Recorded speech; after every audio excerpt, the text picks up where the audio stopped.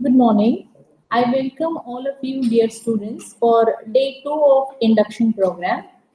Since ours is an autonomous institution affiliated to VTU, where we have autonomy to frame the syllabus and also to conduct the examination, it is very important for you all to know about the autonomous system. Hence, we have today with us Dr. Arun Kumar sir to guide us in this aspect. So I request Arun Kumar sir to begin with his session.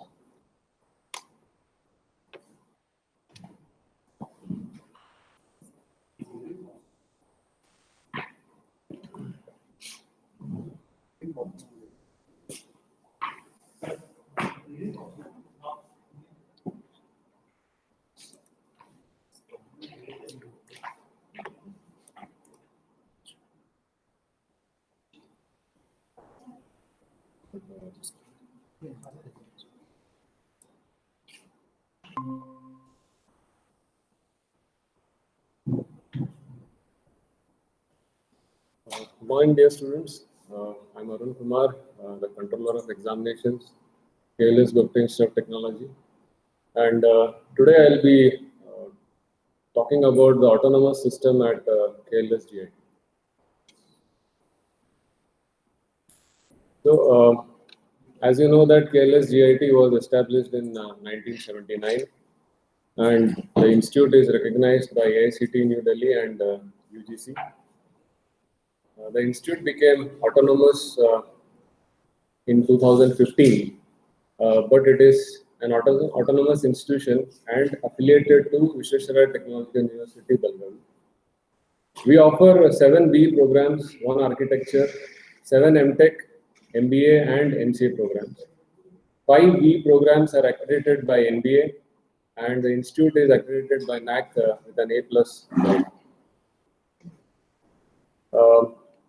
As you know that in the university system, we have 2 types of institutions. One, the non-autonomous institutions, and the other, autonomous institutions. Now, the non-autonomous institutions, they follow the academic regulations of Vishweshwaraya Technological University, and their rules, their guidelines and regulations have to be followed. The curriculum and the syllabus that are framed by the university are also applicable to these non-autonomous institutions. The examinations as decided by the university need to be conducted by these non-autonomous institutions.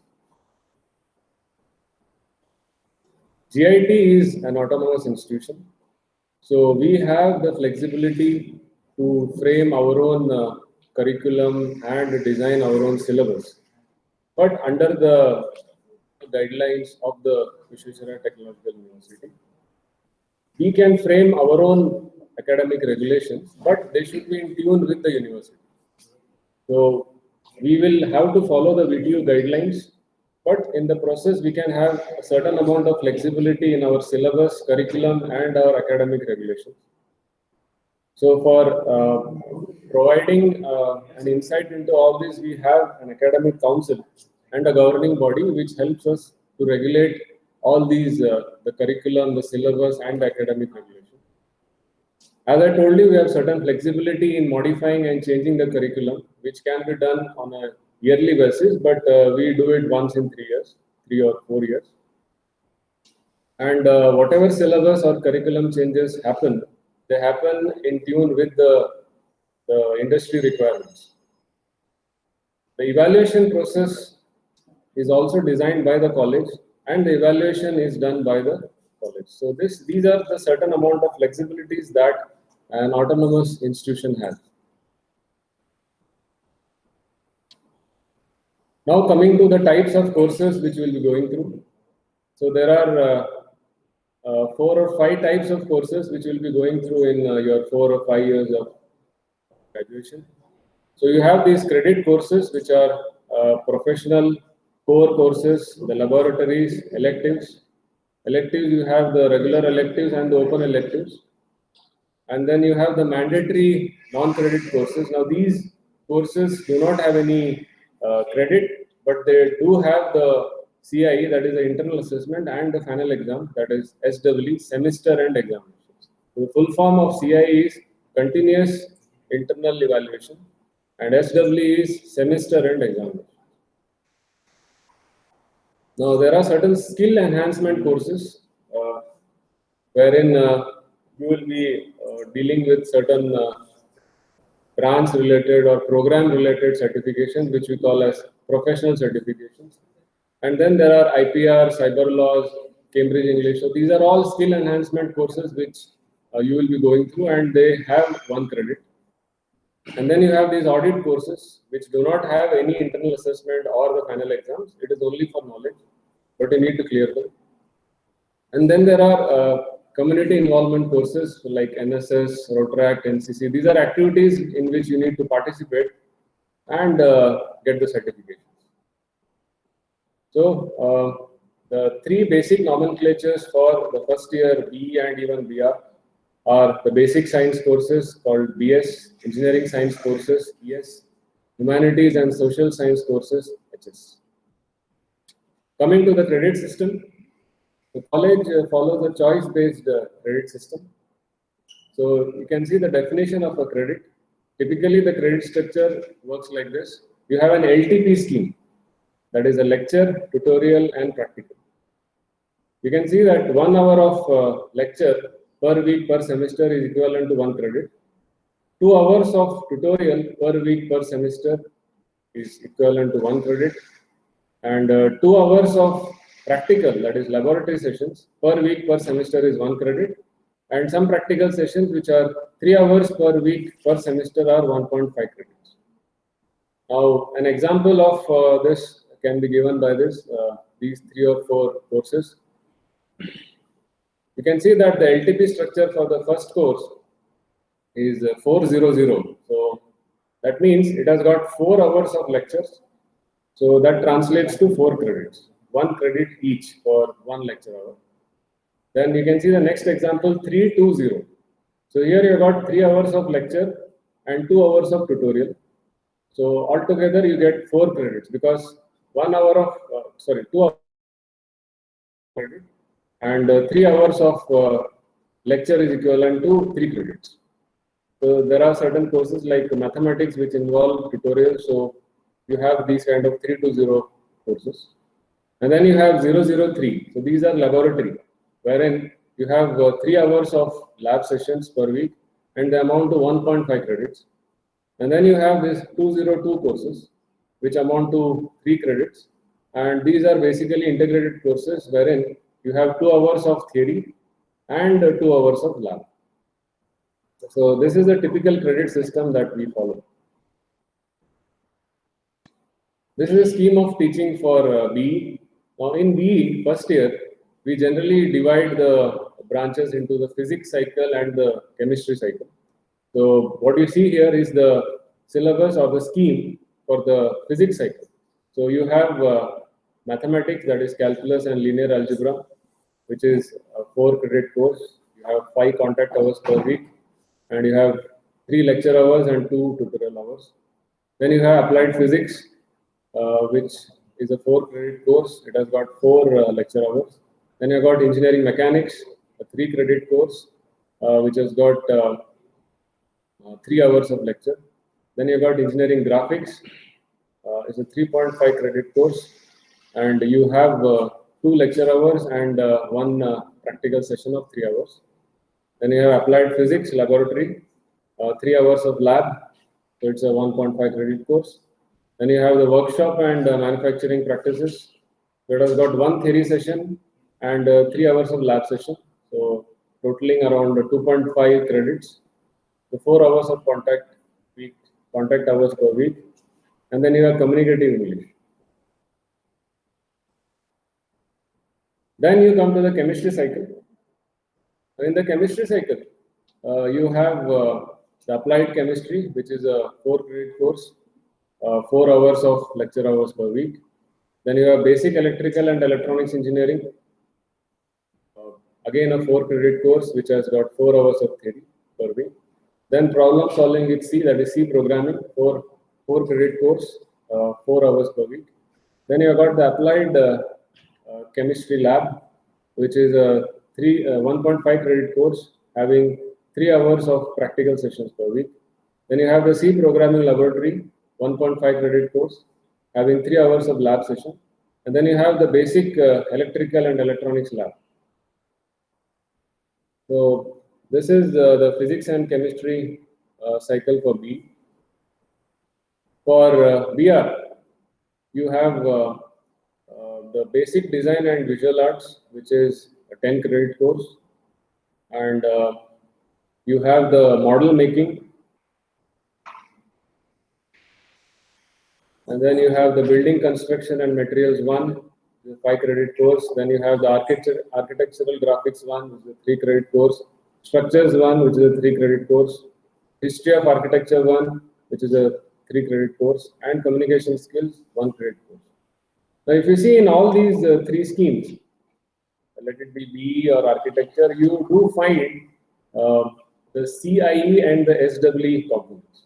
So for example, the calculus and linear algebra, you have 50 CIE and 50 SWE. That means 50% of the marks are for the continuous internal evaluations, and 50% of the marks are for the semester and exams. So total, you will get 100 and will be graded out of 100.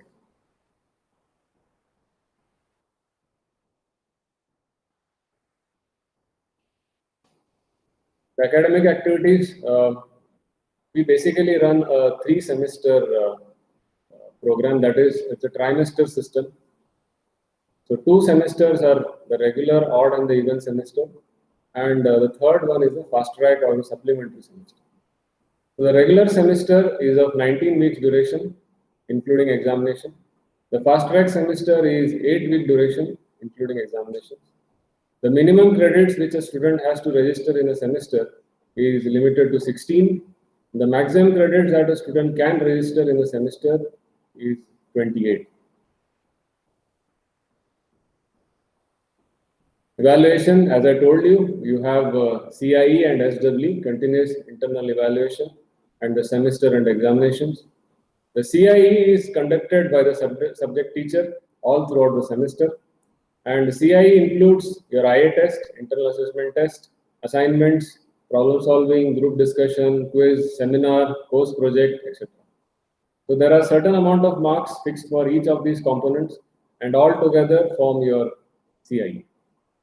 SWE, semester and examinations, are conducted based on the dates given at the college level. And these include written examinations for the theory courses, and the practical and the design examinations, with built-in oral part for the lab and the design courses. If you see the split up of the evaluation, then for theory courses, you have the CIE components, wherein you have the 2 IA tests, each of 15 marks, and they are added. So you are evaluated out of 30 marks for the IA test. And then you have the course activity, quiz, seminar, course project, etc., which are evaluated for 20 marks. So together, 30 plus 20, 50. This form your CIE evaluation for a theory course. For the semester and exam, the final exam is conducted for the full syllabus for 100 marks, and then this 100 marks is reduced to 50 marks. So you have 50 CIE, 50 SWE. So totally, you are evaluated, or the grading is done for 100 marks. For practical, the CIE is totally 25 marks, which is split into the conduct of lab for 10 marks, and the journal, the IA test, etc., for 15 marks. The semester and exam for the laboratory or the practical sessions are again conducted for 50 marks, and then they are reduced to 25. And the split up of 50 is 20 marks for the conduct of experiments, 10 marks for the write-up, 10 marks for the viva, individual viva is conducted, and generally a test is conducted of 1 mark questions. So this is the evaluation split up for the CIE and the SWE for theory and the practical courses. The passing standards. So in the CIE for theory courses, you should get 40% marks. That is, out of 50, you should get 20 marks. Then you are eligible for the semester and final exam. For the laboratory, you should again get 40%. That is, you should get 10 out of 25 marks. Then you are eligible for the semester and examinations of the lab. In the SW, for both theory and the lab, you should score 40% of the marks. That is 40 out of 100 for theory courses and 20 out of 50 for the laboratory courses. Eligibility for the semester and exam. The eligibility list is prepared before the semester and exam, and it is based on these following criteria. Attendance minimum 85% has to be maintained by every student. And then the CI total for theory, minimum 20 out of 50 marks. For the lab, minimum 10 out of 25 marks. If you have all these three requirements, then if you satisfy these three requirements, you are eligible for the semester and exams. The academic performance, we have a grading system, and GIT has adopted an absolute grading system wherein the marks scored by the student are translated into the subsequent grades. As you can see, the grading system starts from S to F, and F is basically the fail grade, so you don't get any grade points, and the marks are less than 40. If you get 40 to 49 marks, it translates to E grade with 4 grade points. If you get 50 to 59 marks, you get a D grade with 6 grade points. If you get 60 to 69 marks, you get a C grade with 7 grade points. If you get 70 to 79 marks, you get B grade with 8 grade points. If you get 80 to 89 marks, you get A grade with 9 grade points. If you get 90 to 100 marks, then you get an S grade with 10 grade points. So this is a grading system that we follow. The measure of your academic performance is decided by two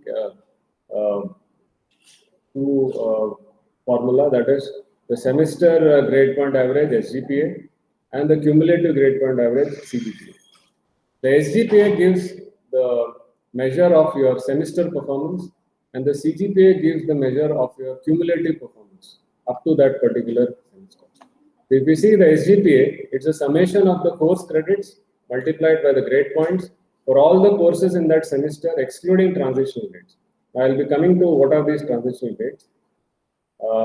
And it is divided by the summation of the course credits for all the courses in that semester excluding the transitional grades. So if you divide the summation of the course credits into grade point by the summation of the course credits for that particular semester, you will get your SGPA, semester grade point average, the performance in that semester.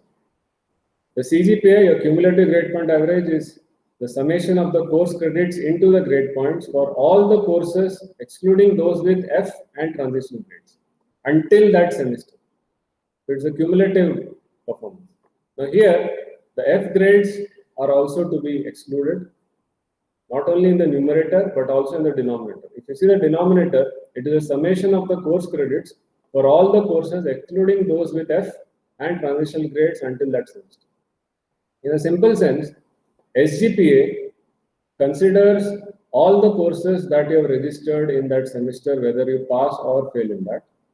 Whereas the CGPA, it considers only the courses which you have passed, not the courses that you have failed.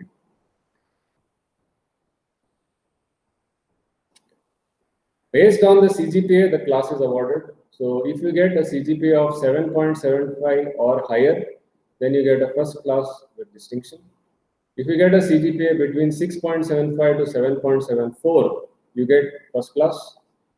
If you get a CGPA of 6.74 and below or above 5, you get second class. Now the total number of credits required to be earned by a student to qualify for the award of the degree in Bachelor of Engineering is 175 and for architecture is 260. Now, these are the transitional grades that are highlighted in the SGPA and the CGPA formula. So you have 3 grades basically, the I grade, the X grade and the W grade. The I grade is awarded to a student who has suffered an accident or severe illness leading to hospitalization. So because of which the student is not able to attend the semester end exams. So this information of the illness or the hospitalization has to be communicated to the controller of exams or to the examination section through the mentor, the faculty, or through the HOD, or directly to the COE himself. So this has to be done before the commencement of the exam, not after. So once we get such request along with the proof, then we'll verify it and award the I grade. X grade is awarded to a student if the student has an attendance of 85% or above, and he or she gets a CIE, that is the IA marks more than 90%. So it would be 45 marks out of 50, and he has attended the final exams, that is a semester end exam, and has failed in it. So if you attend the final exams and if you fail in the final exams, but you have 85% attendance and you have the CIE 45 and above out of 50, then you get an X grade. And if you get either an I grade or an X grade, you will get a makeup exam. So soon after the semester end exam, we have the makeup exam. And if you get one of these two grades, either an I grade or an X grade, you can write the makeup exam and clear the subject. W grade is awarded to the student having satisfactory attendance, but he would like to withdraw from the course within the prescribed grade. However, this facility is not available for the first year students. As you progress to the higher semesters, you do have this facility. After the semester end exams, you have open day where we can view the scripts. So you can come down to the college and see the scripts. However, there is a registration process involved. This facility is only for the semester end exam. It is not for makeup or fast track. Revaluation is given if you want to re-evaluate your scripts and you have a doubt over the grades that you have got, then you can apply for re-evaluation. Makeup examination, as I told you, whoever gets an I grade or an X grade is eligible for the makeup examination, which is conducted soon after the semester end exam. Now, this is a very common question which most of the students have. If we are not successful in the semester end examination and the makeup examination, what next? So we do have a facility called as the fast track semester, which is for 8 weeks including the examination. It is like a compressed semester wherein this facilitates the slow learners and the failed students. It is provided to help the students to avoid losing an academic year. This is conducted only after the semester end examinations and the makeup of the even semester, generally during the June, July, August period of every academic year. The student is permitted to register for a maximum of 16 credits, including theory and labs. And generally, we conduct 35 contact hours for theory and the required number of lab sessions to prepare the students for taking up the fast track semester exam. So it's a compressed semester of 8 weeks. Vertical progression. So the students need to maintain a CGPA of 5, a minimum CGPA of 5 at the end of each academic. This is the basic requirement. Further, at the end of each academic year, inclusive of the supplementary semester, the number of F grades that a student can carry forward should not exceed more than 4. So that means you can have maximum 4 F grades if you want to go from an even semester to an odd semester. That is from first year to second year or second year to third. If you want to go to the final year, that is a 7th semester for BE and 7th semester for BR, then the students should have cleared all the first year courses. That is, all the first and second semester courses should be clear if you have to advance to the 7th semester. Then a student is declared successful at the end of the program if they have no courses remaining with F grade and has a CGPA greater than or equal to 5. So these are the conditions for vertical progression. Now, to facilitate the students and the parents to have an update on the students' performance, let it be the IA marks or the semester and exam results, registration detail, fee details, all this information is available in this particular platform of DHI. So this is the URL, https://klsgroup.dhi-edu.com, and or you have the DHI app in Google Play. The user ID is your USN. I think currently you will have the temporary USN. So you can log in using your temporary USN or the email ID which you have used when you have come for registration. And the password by default is DHI001. However, once you log in, you can immediately change this password to whatever you like.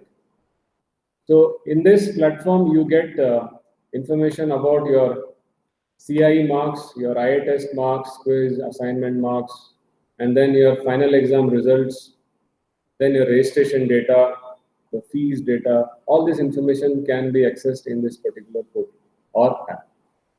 So the parents and students can use this and get all the information about the academic details. The rank declaration. The regular student who passes in all the subjects first to 8th semester in the first attempt only is eligible for the ranks. This is for regular students. For diploma students, 3rd to 8th semester in the first attempt only. That means they should clear the 3rd to 8th semester in the first attempt only, then they would be eligible for the rank. For award of rank in any branch of engineering or architecture, the CGPA is calculated up to the 2nd decimal position. And the students having transitional grades, that is the next grade, that is they have taken up the makeup exams due to X grade, such students are not considered for the ranks. And the students should have completed the prescribed course of study within 4 academic years for BE and 5 academic years for BR. So if you satisfy all these conditions, then you are eligible for the rank. Now, since we are an autonomous institution, we do have annual graduation day ceremony for the award of the provisional degree certificates to the students who have completed the prescribed academic requirements. The college also awards ranks and gold medals to the meritorious students during the graduation day ceremony, basically to encourage the students to strive for excellence. Degree, the final degree will be awarded by the Vishweshwaraya Technological University in their annual university convocation. So this is in brief about the autonomous system at KLS GIT Technology. Thank you very much for your patient listening and welcome to the GIT. Thank you.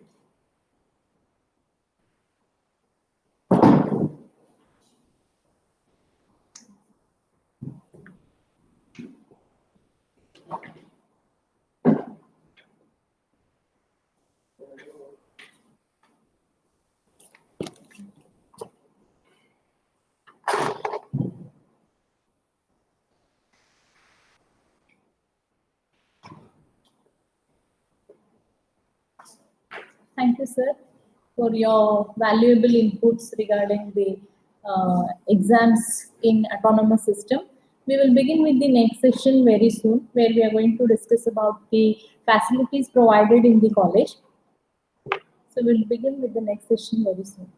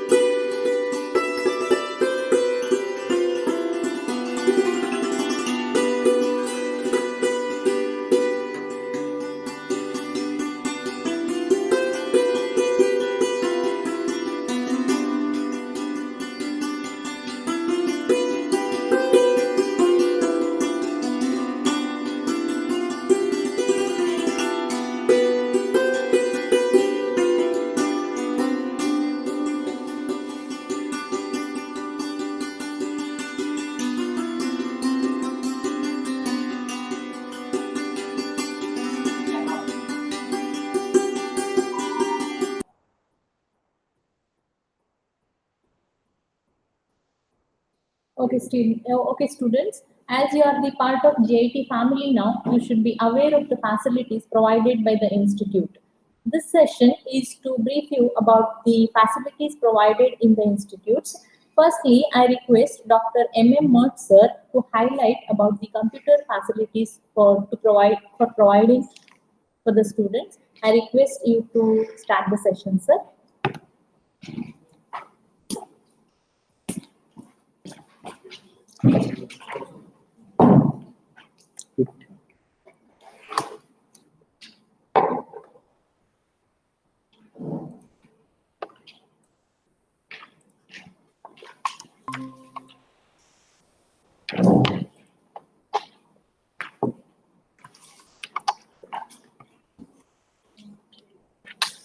Shall we start? Good morning, one and all present here. This is Dr. M.M. Mert, Head Computer Center, presenting the overall infrastructure and facilities available at GIT. So before I proceed, let me first congratulate all the students and their parents for being part of GIT family and having chosen GIT as a study center. Further, on behalf of GIT family and on my personal behalf, I extend a warm welcome to all the freshers who are part of this induction program. Dear students, we at GIT strive for excellence, and our team is committed to meet all your academic expectations. I'm sure you will have a great learning experience and good ambience at GIT. So without wasting much of my time, let me start with the presentation. Let me start my presentation. So with a glimpse of computer center. So our computer center is established in the year 2000 with an objective of taking care of planning, development, coordination, and maintenance of computing infrastructure at GIT. The center also facilitates the use of computing resources for conducting teaching learning activities, many faculty development and workshops from various organizations, training programs from IIT Mumbai and MHRD, where our computer center is recognized as a remote center. We also facilitate research and administrations. We also conduct competitive online exams like GATE, CAT, NATA, COMEDK, etc. We provide Wi-Fi connectivity to all the students and faculty in the campus. We also have an IT infrastructure maintenance. So this is what is our IT block or infotech block, where our computer center is housed, which is adjacent to main entrance of the GIT campus, with a total floor area of 1,896.96 square meters. So our computer center is comprised of different sections depending on the facility that we provide. So we have a laboratory facility, we have licensed software, we have state-of-art servers, campus network facility, IT infrastructure, maintenance system.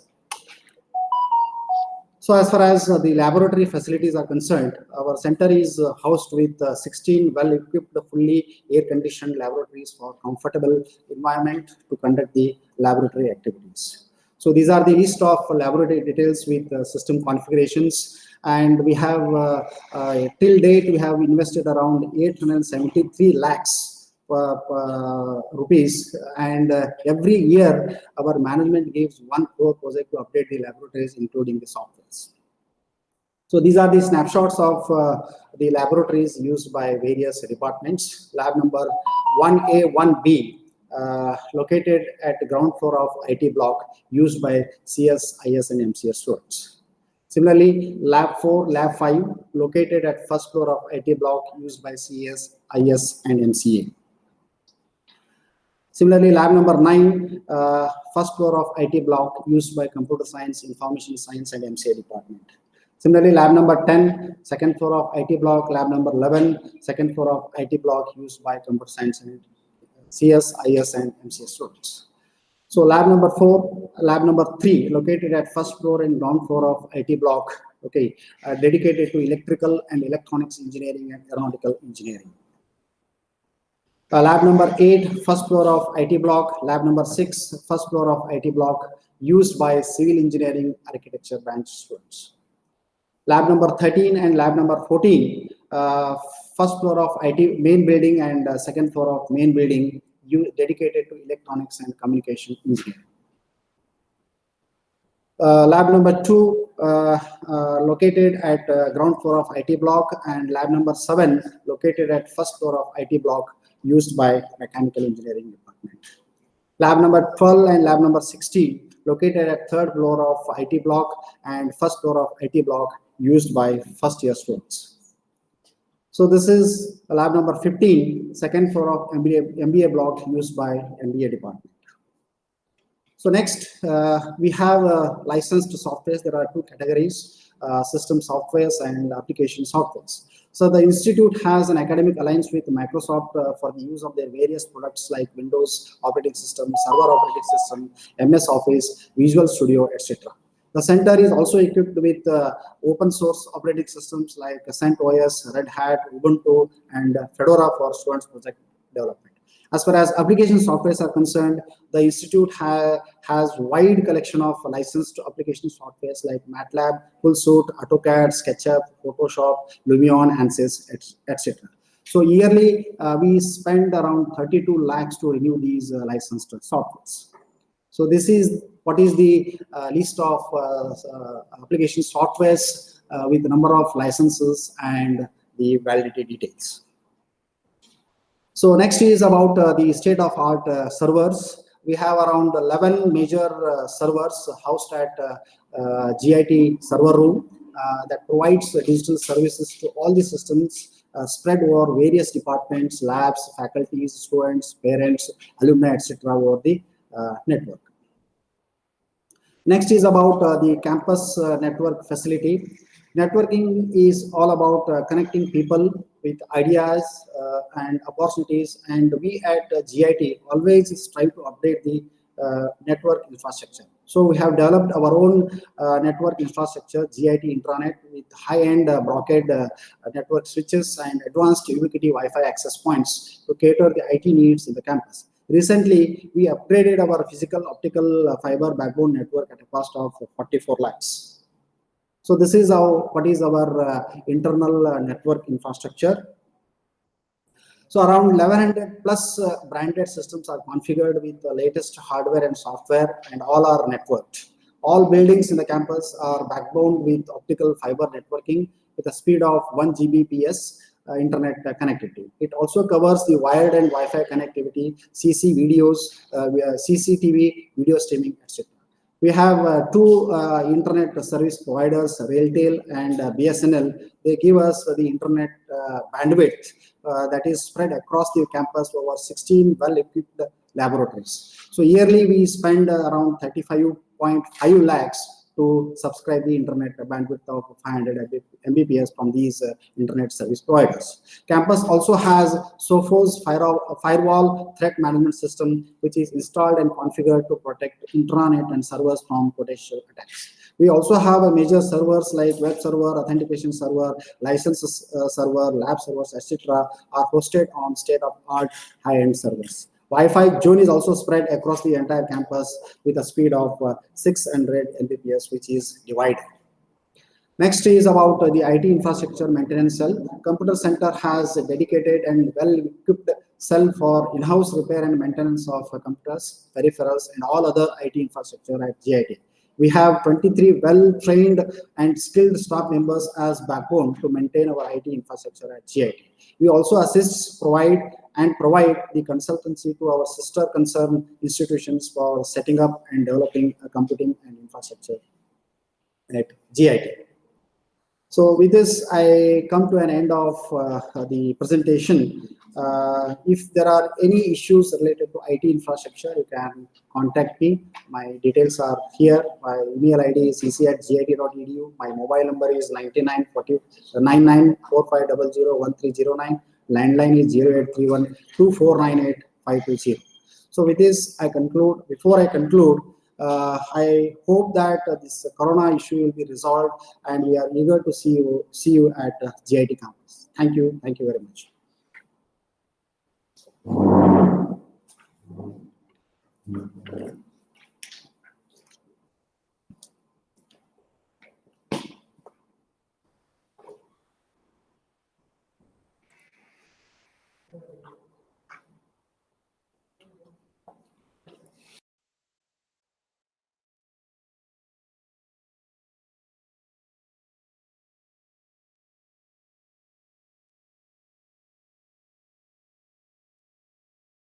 answer. Thank you very much, Mud sir. With this, students will come to know about the computer facilities provided in the college. We'll begin with the next section very soon now.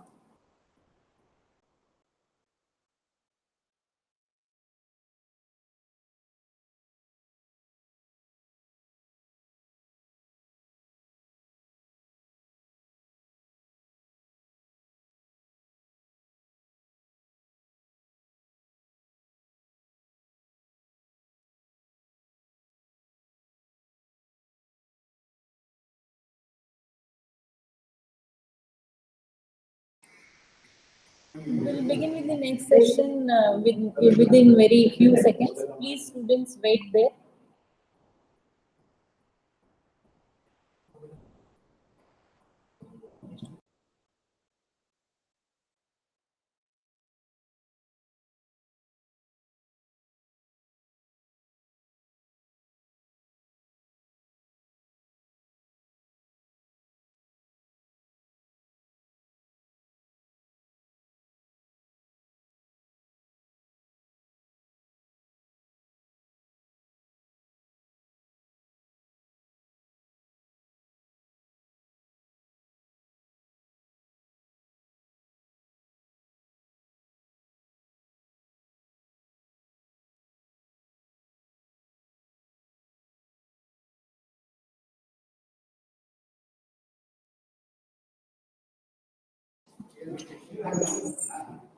Okay, students, we are going to begin the next session very shortly. Some of you may be aiming to clear competitive exams like IAS, IPS, IFS, etc.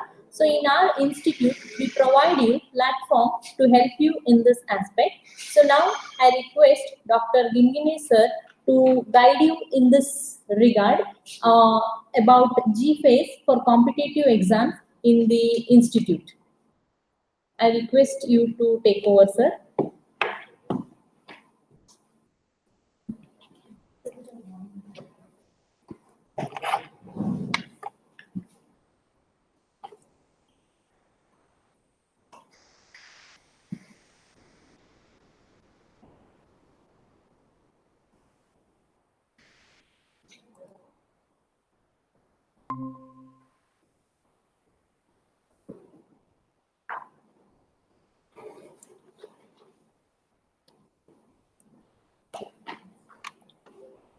Sir, it's visible.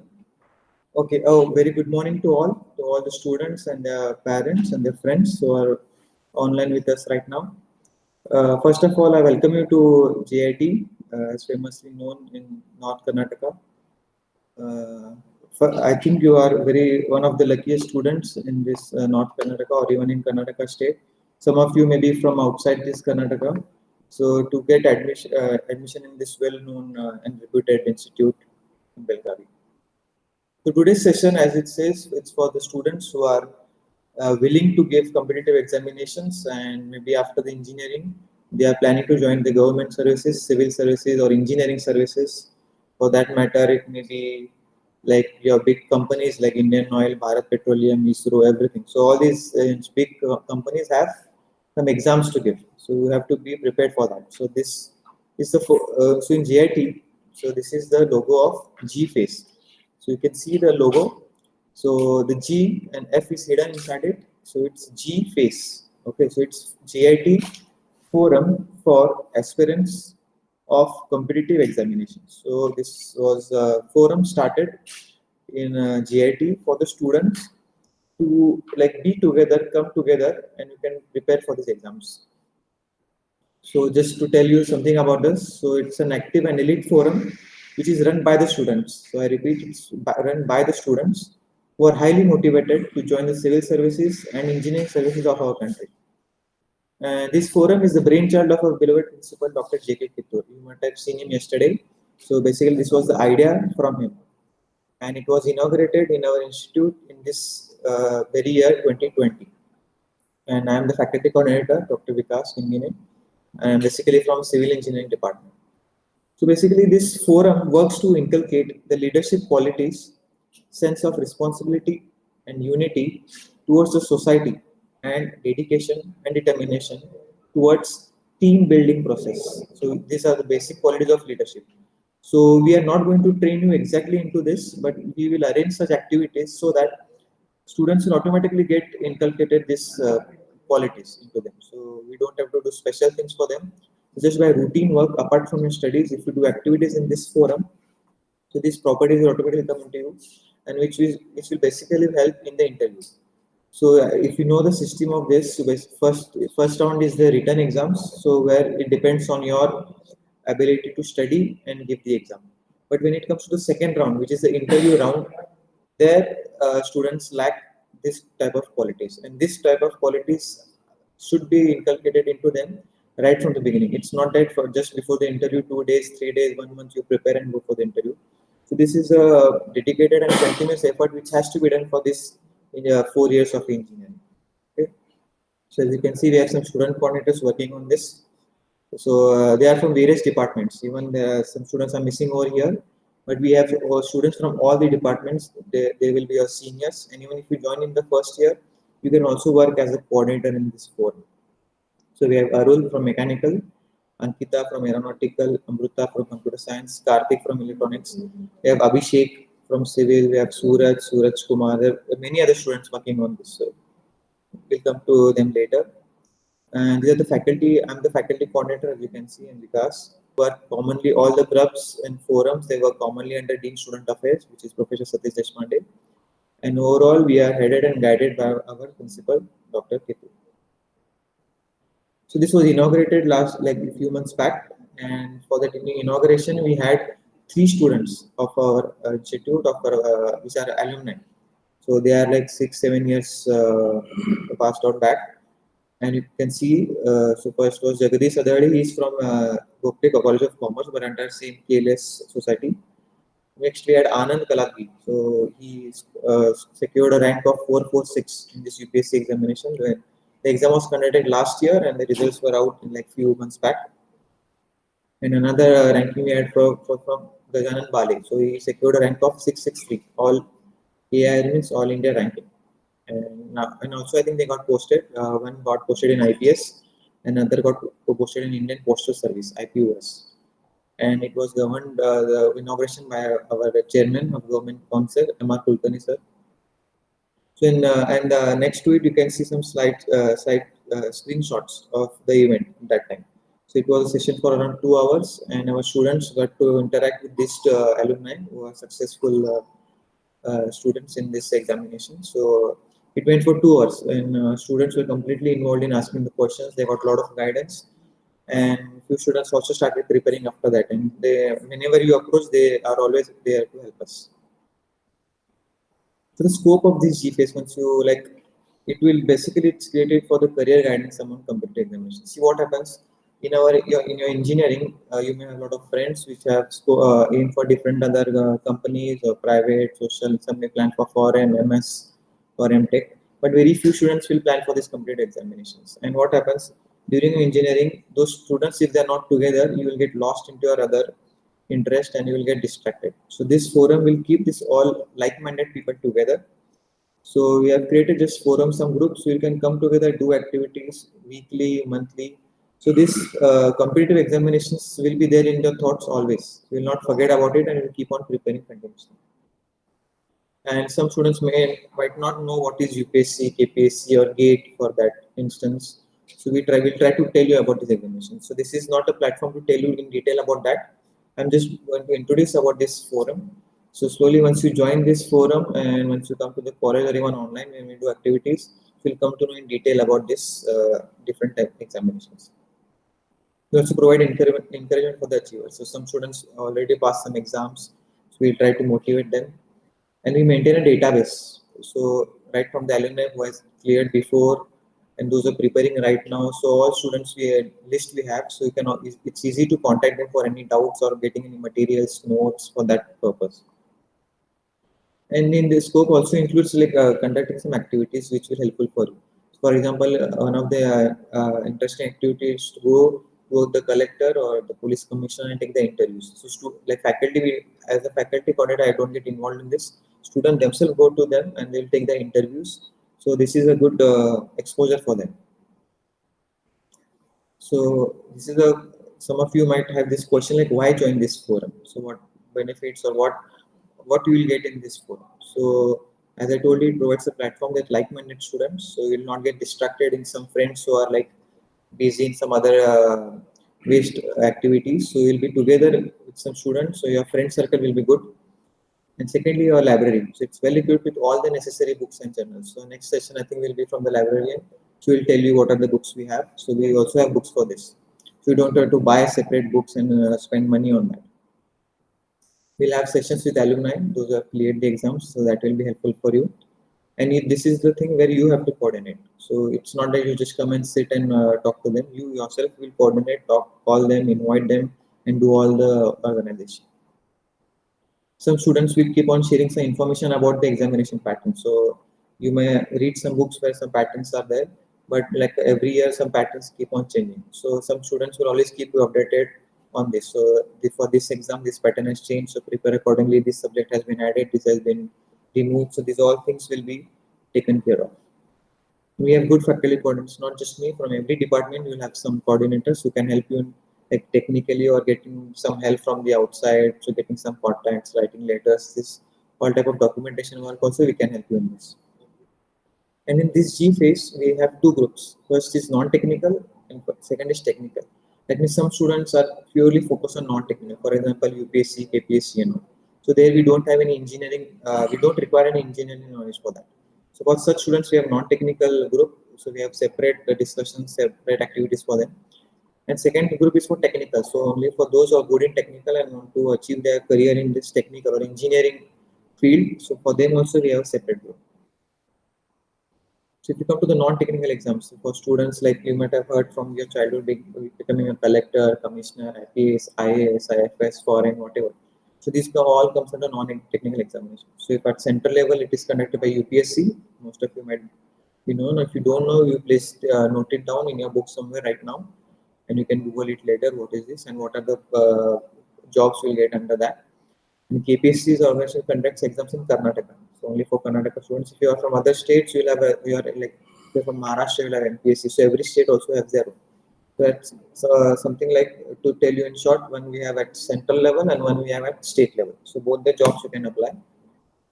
So there are some examples of the jobs like FDA, First Division Assistant, even Panchayat Development Officer, Karnataka Police Service, banking sectors, everywhere you can apply for this. So the list goes on around 2030. So once you start studying for this right now from engineering first year, so it will be very easy for you to crack these exams. Coming to the technical exams, a very bright service which is given in India is from IES, so Indian Engineering Services. Again, it is being conducted by UPSC. So it's very tough exam. For that, you need to prepare for 3-4 years. So you should, if it's good, if you start from now. Second is the GATE exam, GAT. It is conducted by IITs and IISs. So if you want to do your masters in these institutes, and plus you will get a stipend of around 12,000 per month after engineering. So again, if you want to going for MTech and this type of competitive examinations, you can go for this GATE.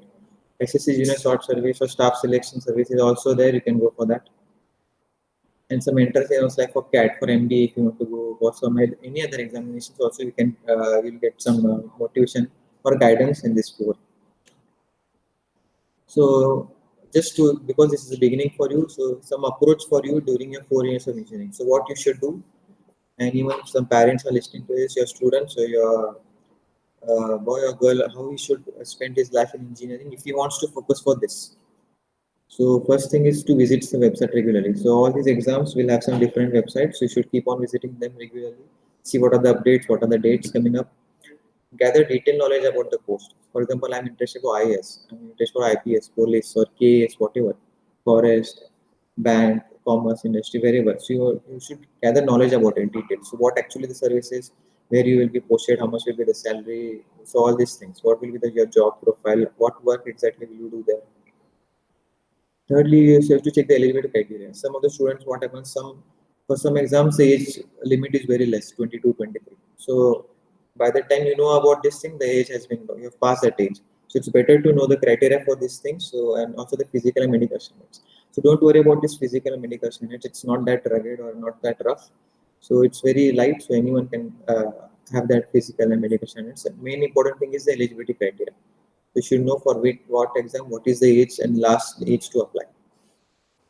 Next, applying for eligible exams during the graduation. So for some cases, even in your final year, you can start applying. So it's not that you have to wait for your graduation.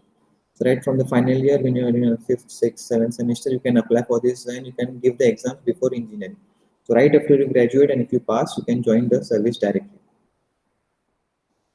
And another thing which I forgot to tell you is about the defense services. So in the next coming days, we'll be talking about it. We have a separate club for that. Those are applying, want to join the Indian Armed Forces like Army, Navy, Air Force. We have a separate club for that. This is also common. You can also join this. Both the clubs you can. It's not like you have to join just one club. Better if you have interest in different things. If you don't know, if you're confused, so you can join many clubs right now. And later, according to your interest, you can come out of some clubs. Next thing you have to check the previous year's question paper. So by collecting that, so you're in first year right now, so you can start collecting the question papers like for 10-15 years back and study the pattern, study how are the questions and what type of questions come into your exam. In engineering in exam, what type of questions come, you try to relate them. So it will be easy for you to prepare. And listening to topper talks of strategy. So on the YouTube, you can see, or even if we arrange some sessions,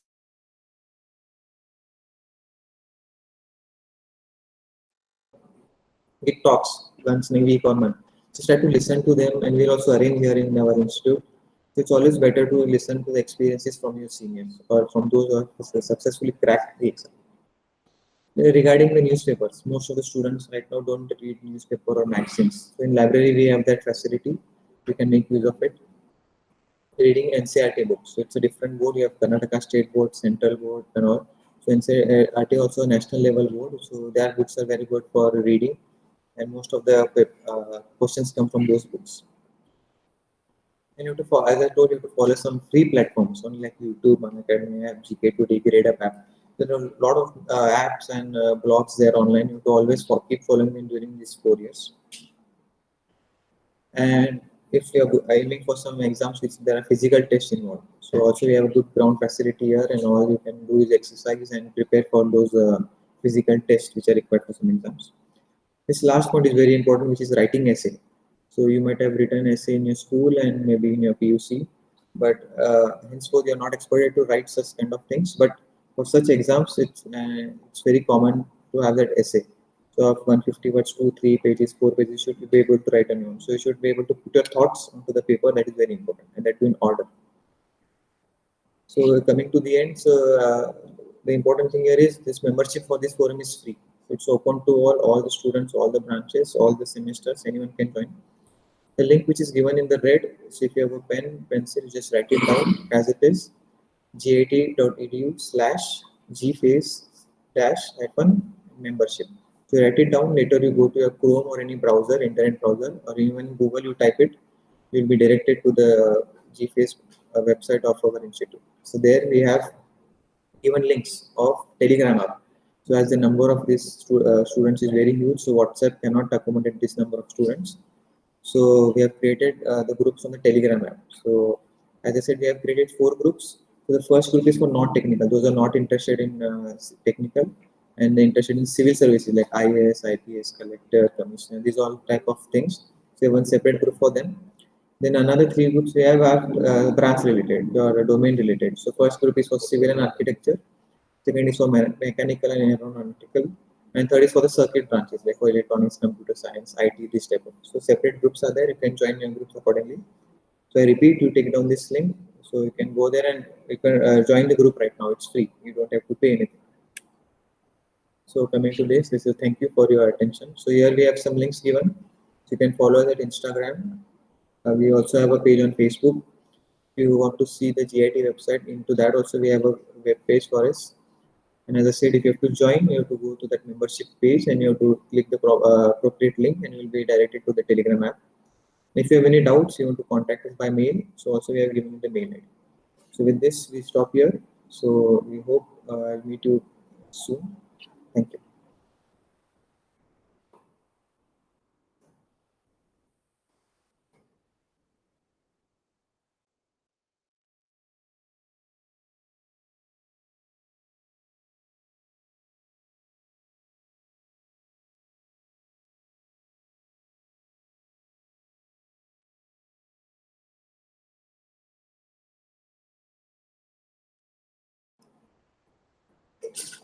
Thank you, sir. Students can make best utilization of the GPACE facility provided in our college. Now, moving on to the discussion of one more facility provided in the college, that is regarding library. As we know, library is a treasure of having knowledge. It is an asset of any institute. So now we have with us Mr. Pradeep Patil, librarian GIT, to brief about library facilities in our college. Session.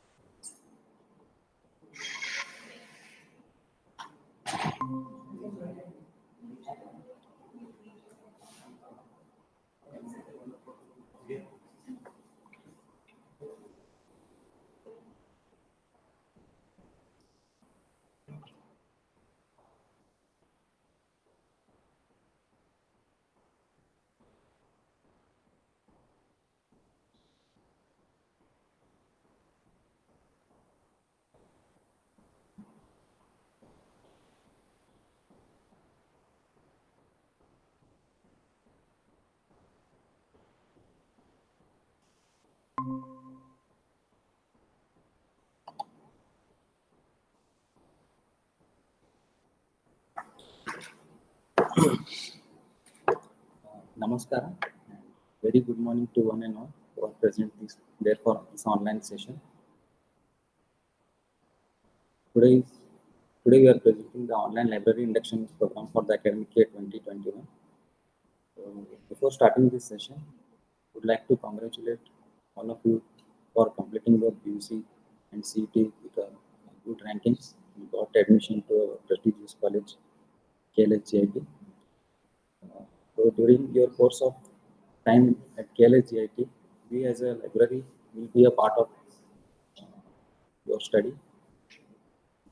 So today I will tell you how we are going to be helped with our library services. So let's start.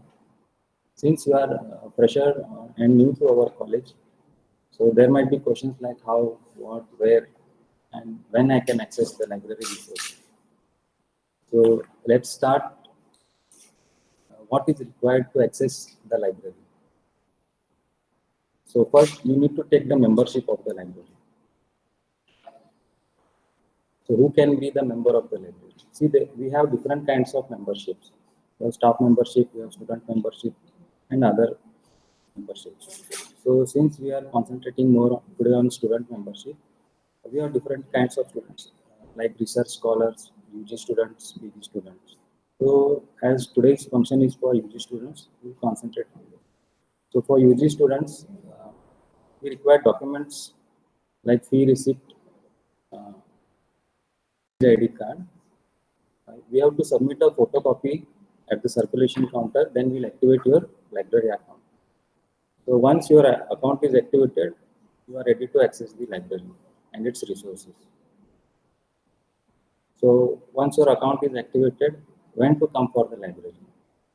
What are the library timings? So whatever timings which you are seeing on the screen are current timings. Due to pandemic situation, we have this kind of timings. Once the things get normal and regular, college will start, we will have a different timings. So right now we have circulation 10 to 5, reference section 10 to 5, periodical 10 to 5, laptop zone 10 to 5, reading hall 10 to 5. Library remains closed on all general holidays and Sundays. Saturday is a half working day for all. Reading room will remain open on all Sundays and general holidays. Only the circulation and other section parts will be closed. But the reading room where you can sit and study will be open on all days, 24/7 with the Wi-Fi facility. And during exam times, we have access to library resources and a different time. What resources are available with us? We have general textbooks and academic books of around 1,11,000. We have 2,800 plus reference books.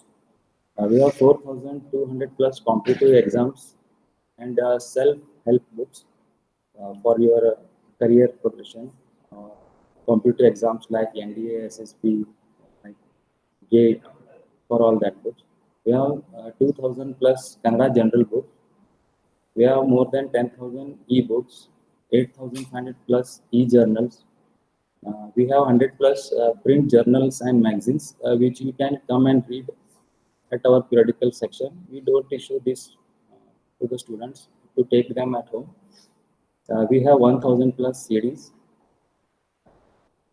Then we have Amazon Kindle Unlimited facility where you can access 1.4 million ebooks in that device. That also you have to sit and read in the library premises also. Apart from that, we have previous year exam question papers for more than 10 years. And we have 18 newspapers, local plus national. So what is our circulation policy? As far as UG, PG and research scholars are concerned, general membership, we issue 6 academics books and 1 general book. Academics books are issued for 15 days, and once you can renew it through your library app, or you can come at the counter and renew it. So totally you can keep those academic books for 30 days. After the due date is over, and if you don't renew it or return it, you will be charged 1 rupee per day per book fine. So same with the general book. If you have one general book, you have to return it after 15 days. And the general book is not renewable. You have to compulsory return it after the 15 days. And if you don't return or renew that book, you will be charged 1 rupees per day. So if you have 6 books, 6 rupees per day will be charged. No fine is charged for Sundays and holidays. Only the working days will be calculated for fine. So some important rules and regulations for our circulation. Identity card is compulsory. Whenever you enter the library premises, identity card is compulsory. You have to come and scan your identity card at the gate register.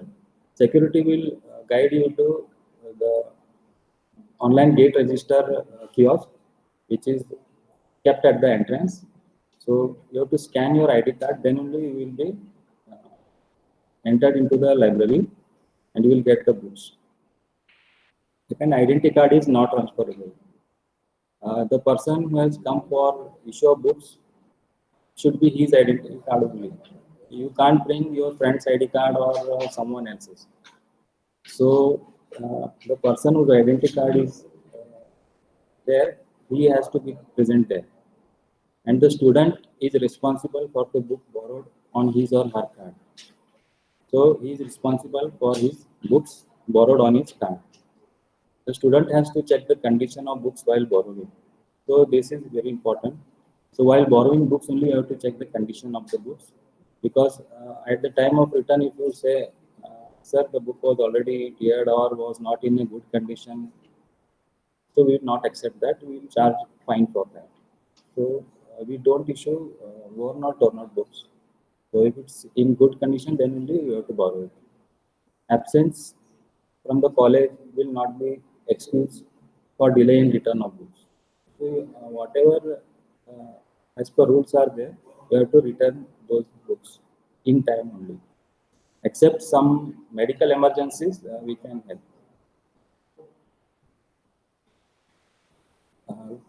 We have different schemes for our users. In that, special encouragement scheme for toppers are there. So at the end of your semester exams, after your results, each department topper, whether he is first or second or third, will allow them extra books. So for first topper, we have a golden membership, whom we will issue 12 books plus 1 general book. So he can keep those books for entire semester. Second is For second topper, we have silver membership, where he will get 10 books plus one general book. Those books he can keep for the entire semester. So for third topper, we have bronze membership. We issue 8 books plus one general book, which he can keep it for the entire semester. For all these books, we don't charge fine. So they can keep it for entire semester without any. So again, we have some government book bank scheme. So students belonging to SC/ST category will get 3 extra books from government book bank section for the entire semester. So apart from those general books which we have kept at the normal section, apart from those we have some government book bank books which are supplied by the government. So from that section, you can take 3 extra books for entire semester, for which we don't charge any fine. So for that, you have to make a SAST membership for that. So documents required are photocopy of your caste certificate, and online membership form is there on our library portal. You can fill this form and submit it. So we will activate your government book bank scheme membership. So what are the uniqueness of our library? So ours is a fully automated system. We don't keep any kind of manual records regarding your membership or other.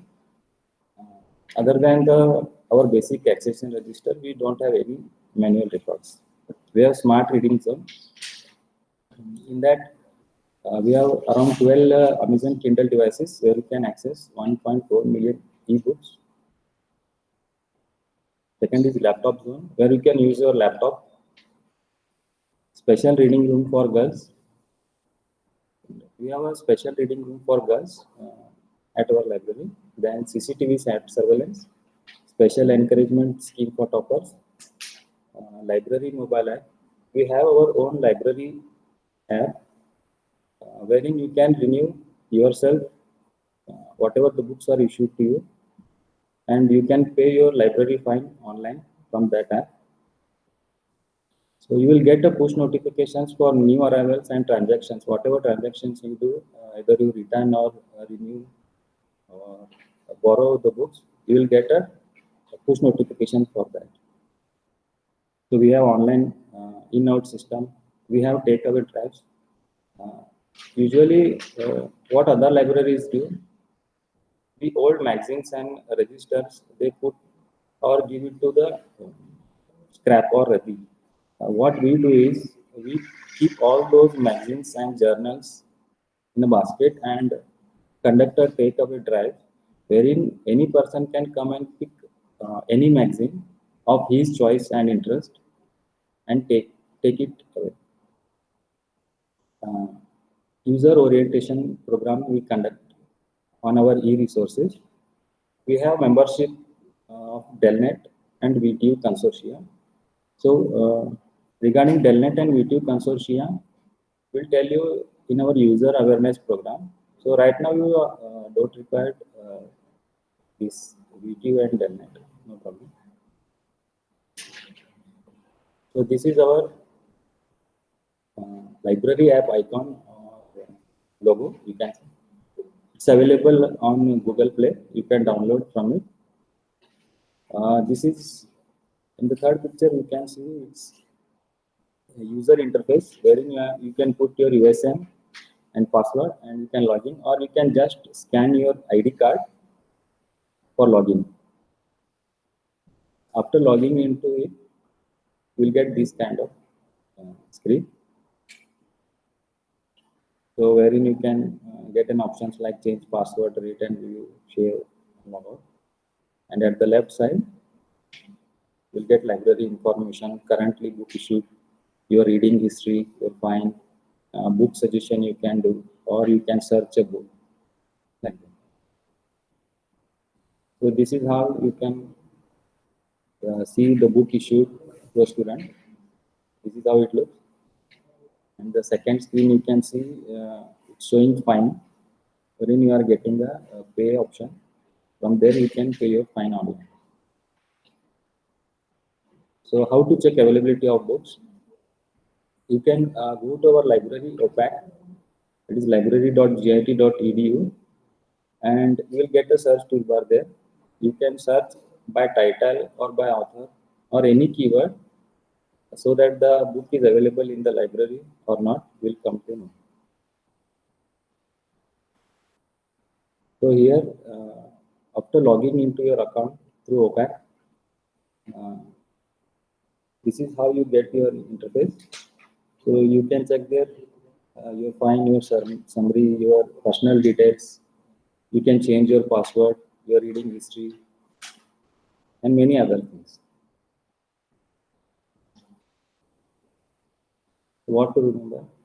So library.git.edu is our OPAC URL, and www.git.edu/library is a college website. So these two things you have to remember for your library resources. So whom to contact? For circulation policies, library account, or special encouragement scheme for toppers and other suggestions, you can come and contact at the library circulation counter, or you can just put a mail to us, or come personally.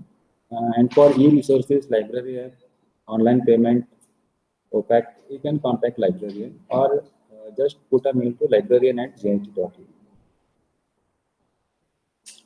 Or for any general queries, you can come and contact our library within working days and working hours. We'll help you out. So this is what we want to say from the library point of view. So thank you for your patience. So now we would like to end this session.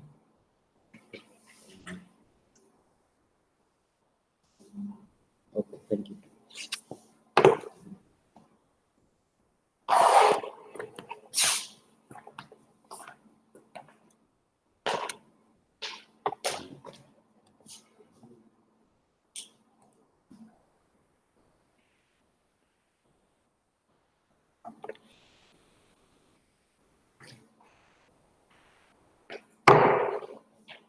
Thank you, sir, for highlighting the library facilities in our college. Now, I hope all the students are familiar with the facilities provided in our institute, which you can use once your offline classes start. So, the today's two sessions are over here. We will take a break and we will meet back again at 1 o'clock to go with one more session in the induction program. I request all the students to join back with the same link sharp at 1 o'clock. Thank you.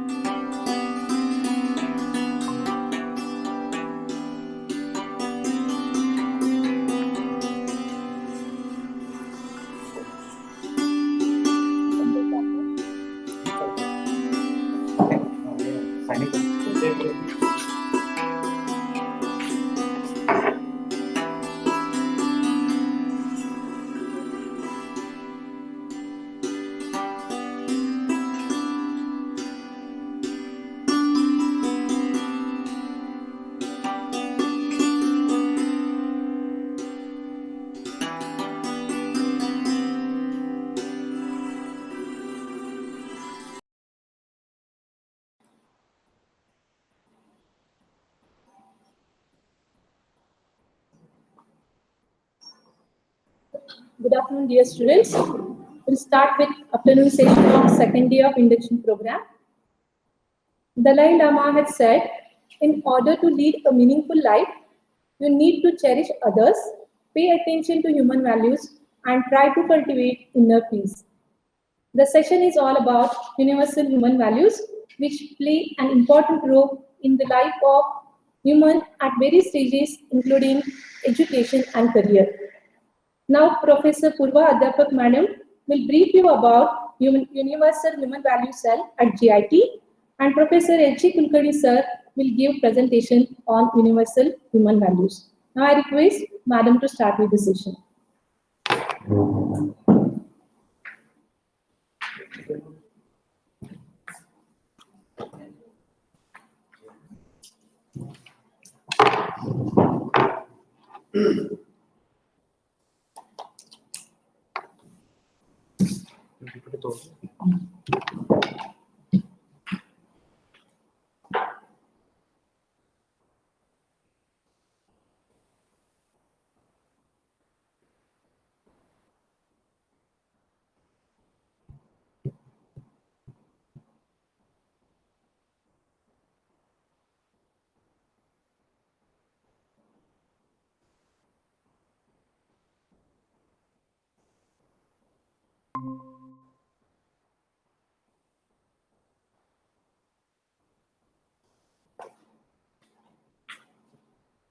Good afternoon to one and all.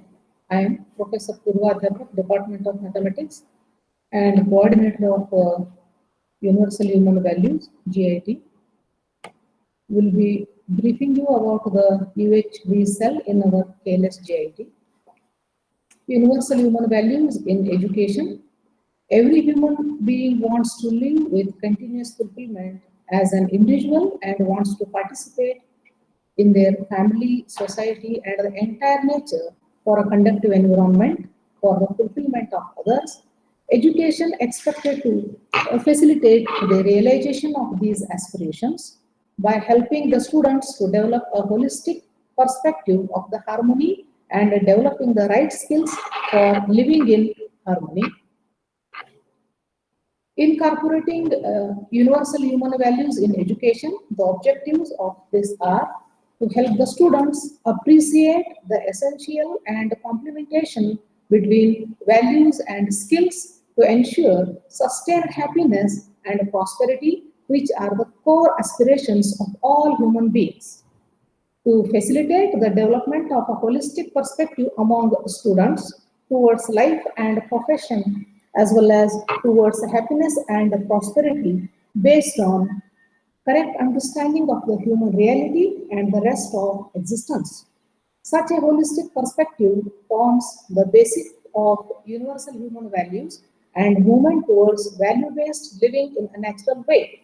The next point will be to highlight plausible implications of such a holistic understanding in terms of ethical human conduct, trustful and mutually fulfilling human behavior, and mutually enriching interaction with nature. Thus, this course is intended to provide a much needed orientation input in value education to the empowering minds. Salient features of the course. First point in this we are going to include, it presents a universal approach to value education by developing the right understanding of reality. Means the things should be understood the way they are, as it is, through the process of self-exploration, which is a very important aspect of this UHV, I mean to say universal human value. The second point is, the whole course is presented in the form of a dialogue whereby a set of proposals about various aspects of the reality are presented and the students are encouraged to self-explore the proposals by verifying them on the basis of their natural acceptance within oneself and validate experimentally in living.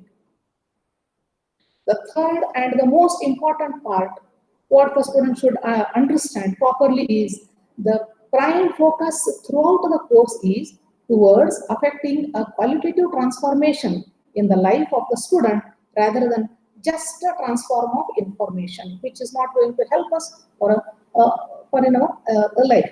while introducing the holistic worldview and its implications, a critical appraisal of the prevailing notations is also made to enable the students in discern the difference on their own right. The methodology which is going to be implemented is, the methodology of this course is exploration and thus universally adaptable.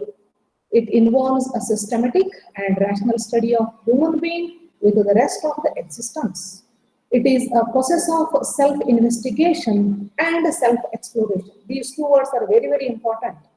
And not of giving sermons. Whatever is found as truth or reality is stated as a proposal, and the students are facilitated to verify it in their own right based on their natural acceptance. The whole existence is a lab, and every activity is a source of reflection. The next point is, the process of self-exploration takes the form of a dialogue between the teacher and the students to begin with, and then to continue with the student in every activity, leading to continuous self-evolution throughout their life, even in career. This self-exploration also enables them to critically evaluate their preconditionings and present beliefs. So first point we are going to include in our UHV cell will be Introduction to Value Education, which will be based on first point. We will be understanding what exactly meant by value education. The second point will be self-exploration as a process for value education. The next one, continuous of the same, that is happiness and prosperity, which is the basic human aspiration, one among the basic human aspiration. The next one will be understand the things in right way, that is right understanding, which will be helpful in a relationship and physical facility. Then the next point is happiness and prosperity, how it is possible and how difficult it is in a current scenario. We are going to handle it, we are going to talk on that. Then method to fulfill the basic human aspirations.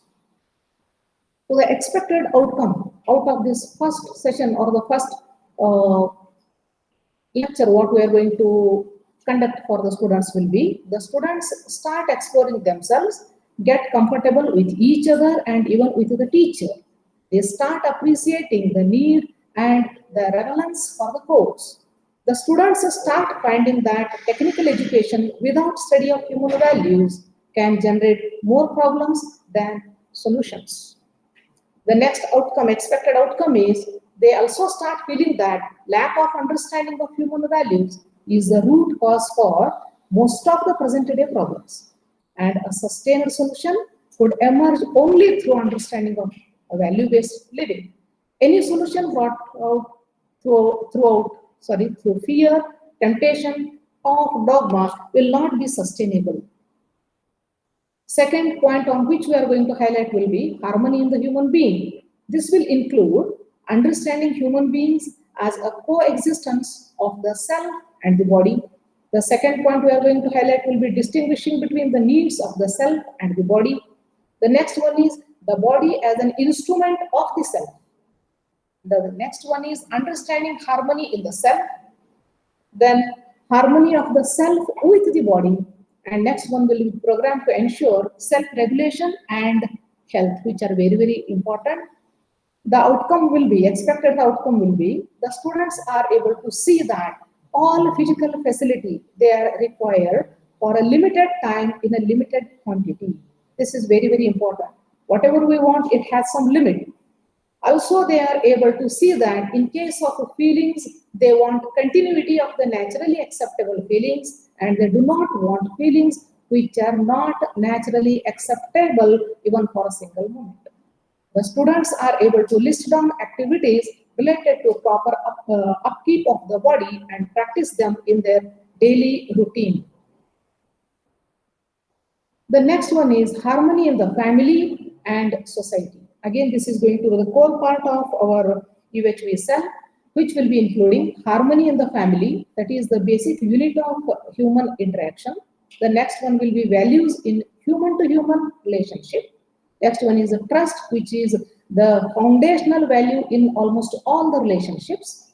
Next one is respect, again, which is a core part of any healthy relationship with right evaluation. We are not evaluating anyone below the level and above the level. Whatever is required is just the evaluation in a right way and the right platform. The next one is understanding harmony in the society and vision for the universal human order.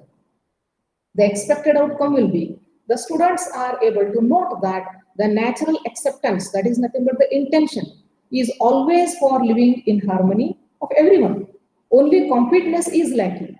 We generally evaluate ourselves on the basis of our intention, whereas others on the basis of their competence. So which will include or which will conclude that the intention, as a result of which I conclude myself as a good person and other as a not good person. The next one, harmony in the nature and existence. This we are going to highlight. Understanding harmony in the nature. The next point will be interconnectedness, self-regulation, and mutual fulfillment among the four orders of nature. Realizing existence as coexistence at all levels of all the lectures, means UHP lectures, I mean to say. And the next, the holistic perception of harmony in existence. So here the outcome, the expected outcome is the students are able to differentiate between the characteristics and activities of different orders of study and mutual fulfillment among them.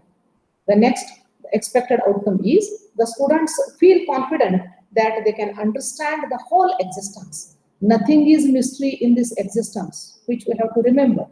They are also able to see the interconnectedness in the nature, the point and point out how different courses of study relate to the different units and levels. Also, they are able to make out how these courses can be made appropriate and holistic.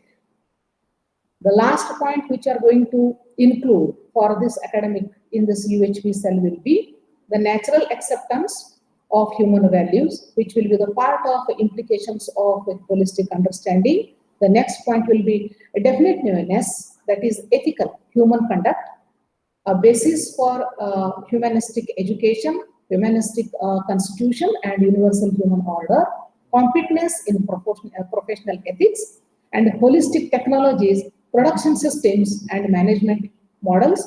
Typical case studies we are going to take based on the requirement, and strategies for transition towards value-based life and profession.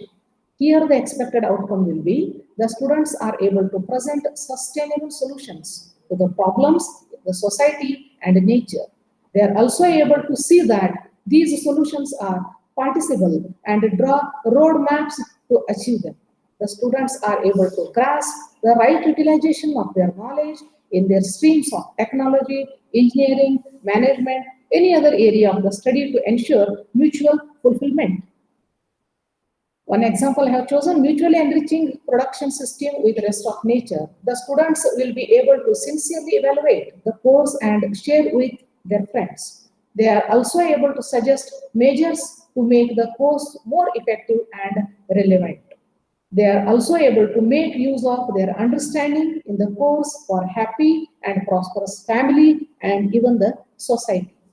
Overall, before I conclude, outcome of the course is by the end of the course, the students will be able to or they are expected to become more aware of themselves and their surroundings. Surroundings includes family, society, nature, and they would become more responsible in life and in handling problems with sustainable solutions while keeping human relationships and human nature in mind. They would have better critical ability. They will also become sensitive to their commitment towards what they have understood from human values, human relationships, and human society. And the last point is, it is hoped that they would be able to apply what they have learned to their own self in a different day-to-day settings in real life, and at least a beginning would be made in this direction. This is only an introductory foundational input, and it would be desirable to follow it up with. The first point will be faculty student or mentor and mentee programs throughout their time with the institution. We are going to work on this, and higher level courses on human values in every aspect of life. And to enhance the ethical values with students and even the faculty members, we are going to arrange many more programs based on this universal human values. Recently, we had one webinar, 1 hour webinar, which was on the right understanding or the value of importance of universal human values. It was based on that, and many more we are going to organize in the coming semester. I hope you all will take the maximum benefit of that, and the webinars and whatever the sessions or the programs we are going to organize, those will be fruitful.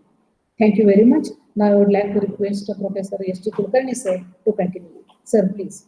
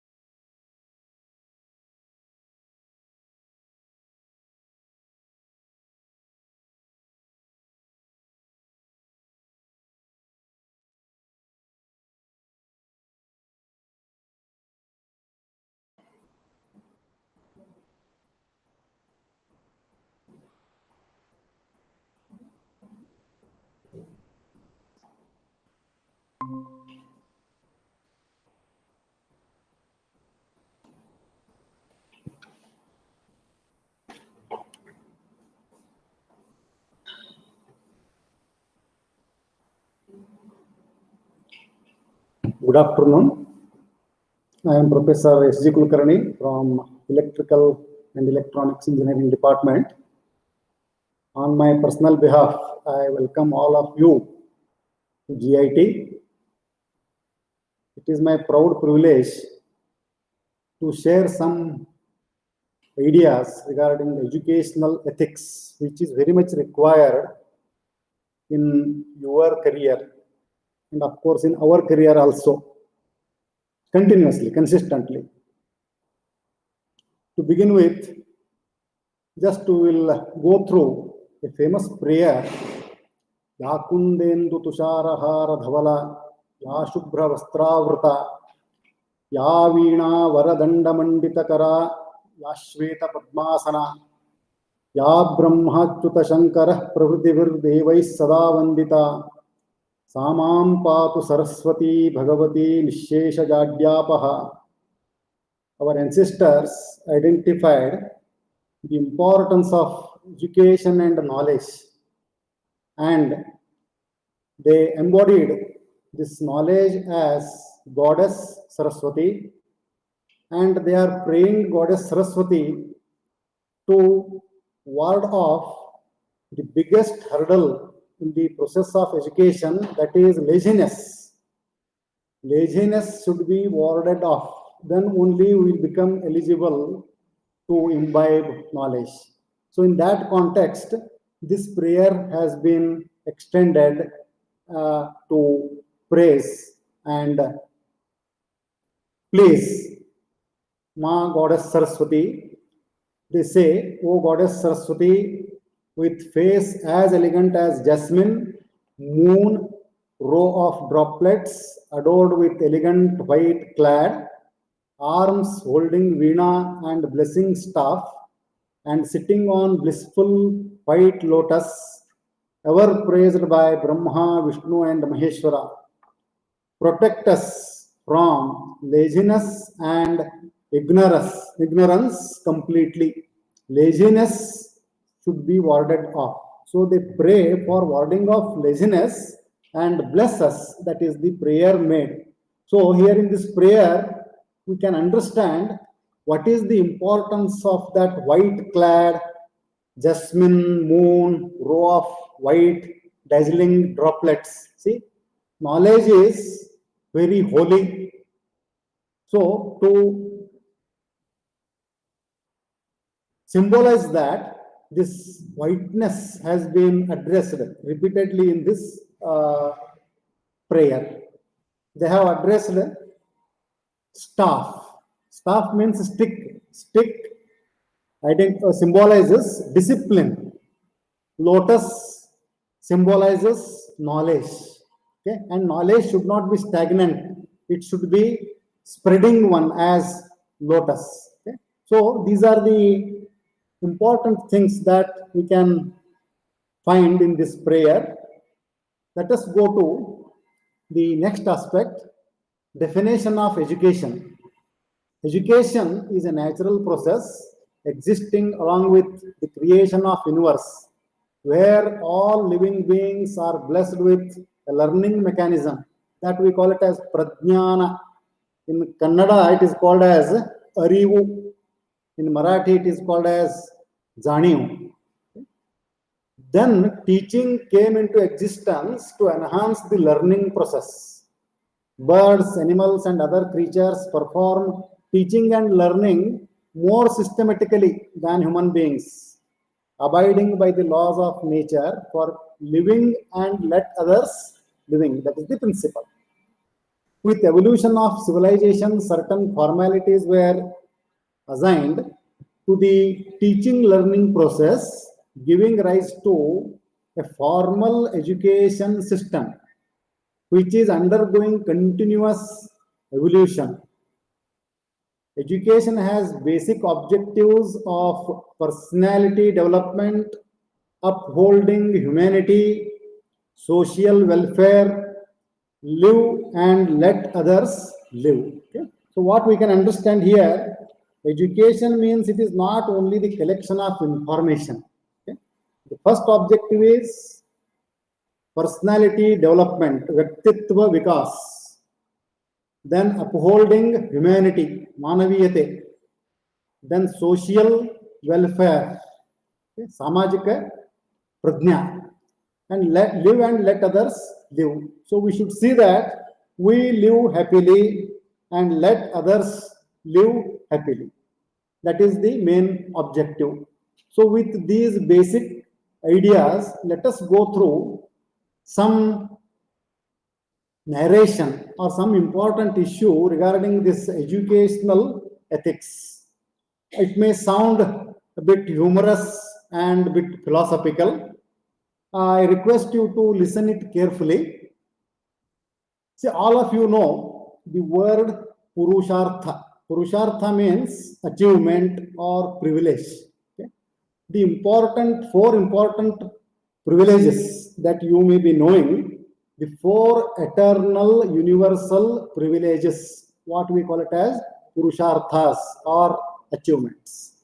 One is Dharma, next is Artha, next is Kam, and Moksha. So let us go through briefly through these Purusharthas. In every act in our life, these four Purusharthas matter a lot. It may be studentship or our professional career. In both cases, Purusharthas matter a lot. In the whole life as such, Purushartha is important. All great people achieved these Purusharthas.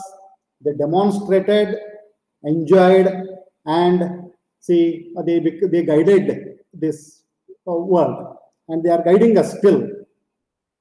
So in that regard, let us go through what is meant by Dharma. Dharma means it is not Hindu, Muslim like that. Dharma means attitude or instinct to hold on to objectives. Now, as a student, what is your objective? Your objective is learning. So how to stick to that, or how to exhibit your instinct to hold on to that objective is called as Dharma. Artha means physical and mental asset.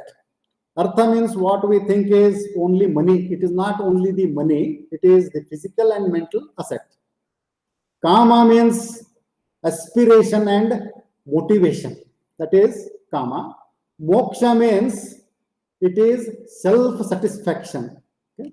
And these four purusharthas interdependent. They are not independent. One affects the other. You cannot have only artha without dharma. You cannot aspire anything. You cannot enjoy the objectives of aspiration and motivation, that is kama, without dharma and artha. And very sure, you cannot have self-satisfaction without the first three. Okay? So like that, they are interdependent. So how they are interdependent and how they are defined and important in our career and life, just we will see briefly. First, we will go through dharma, attitude or instinct to hold on to objectives. See, you know, Vidyarthi Dharma. In English, we call it as studentship. For a king, we have Raja Dharma. For a mother, Matru Dharma. For a father, Pitru Dharma. So, we will focus on Vidyarthi Dharma on this occasion, since you are entering this education, higher education field. Okay? So, what are the attributes of Vidyarthi Dharma? That is studentship. First is devotion towards the task undertaken. Okay? So what is your task now? You have taken admission for this engineering course. Your task is to get knowledge of this technology, implement it for your personal upliftment, the personality development, for the development of nation, for development of the society, and so on. So, for that, devotion is required. What we call it as bhakti. You should have bhakti towards this task that you have undertaken. Then, conviction. You should have firm determination. That we call it as drudha sankalpa. Okay? So, whatever learning process you are going on, you are going to go through. For that, your determination is required. Okay, to be very simple, what is the act of determination that you are going to exhibit at the very outset is to attend the classes first. You should determine that I will attend all the classes without fail. That is the first determination that you should make. Okay, without attending the classes, without interacting with teachers, without referring the study material, you cannot study well satisfactorily. So that needs Dhrudha Sankalpa, firm determination done by yourself. Okay, that is conviction.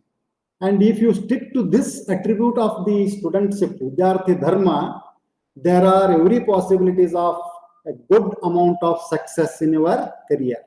Next is punctuality. Samayachara, you should value time.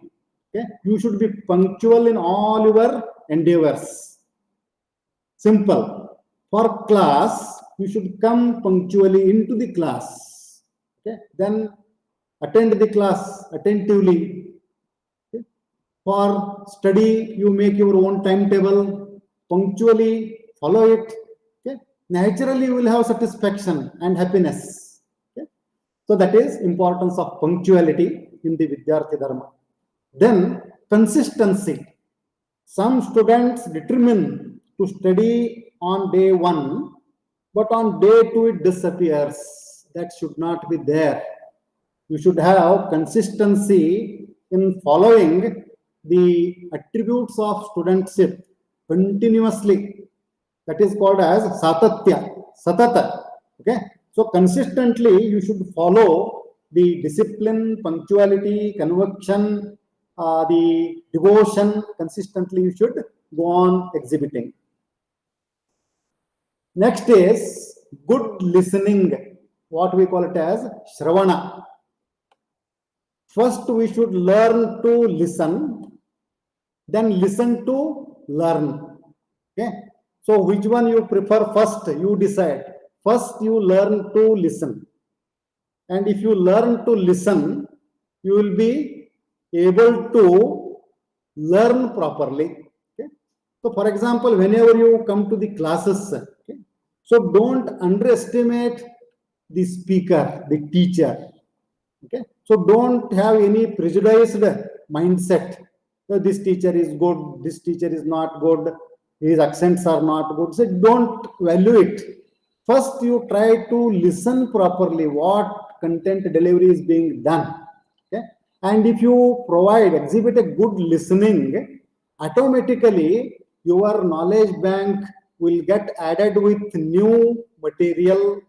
Then you will have a good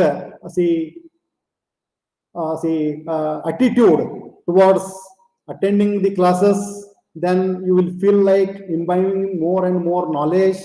Then you will have some questions in your mind. Then you will interact. Okay, then your career goes on getting developed. Okay, so for that, the main requirement is good listening. Okay, so if you exhibit Shravana Bhakti, that is called as the devotion towards listening properly, your success is ensured. Once you listen the things properly, then you will be eligible for contemplation, what we call it as manana. Whatever you have listened, you start contemplating on that, and that itself is the process of a good study process. Okay, studying means it is not only by hearting. Whatever you have listened, whatever you have read, you should contemplate on that continuously. Within yourself, you should just put questions to yourself: what you have understood, what is its implication, how well you can reproduce it, how well you can implement it. All those contemplative processes you should perform within yourselves first. Then you should share your ideas with your friends. Then if you don't understand anything, interact with the knowledgeable people, teachers, some experts around.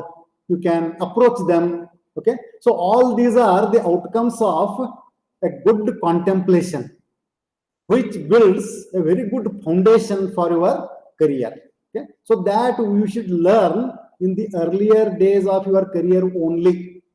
If you have not done this up till now, in this 4 years, which are very important years in your career, please try to cultivate this act of good contemplation. Okay? Next is imbibition. Imbibition means percolation of knowledge that you have listened, read, okay, into your asset. That is called as nididhyasa. Nidhi means asset, sampattu. Okay, so that should percolate in your asset. Then you are called as a scholar or an expert. Okay, then you will have all the good outcomes. Okay, what are the outcomes you are expecting at the outset?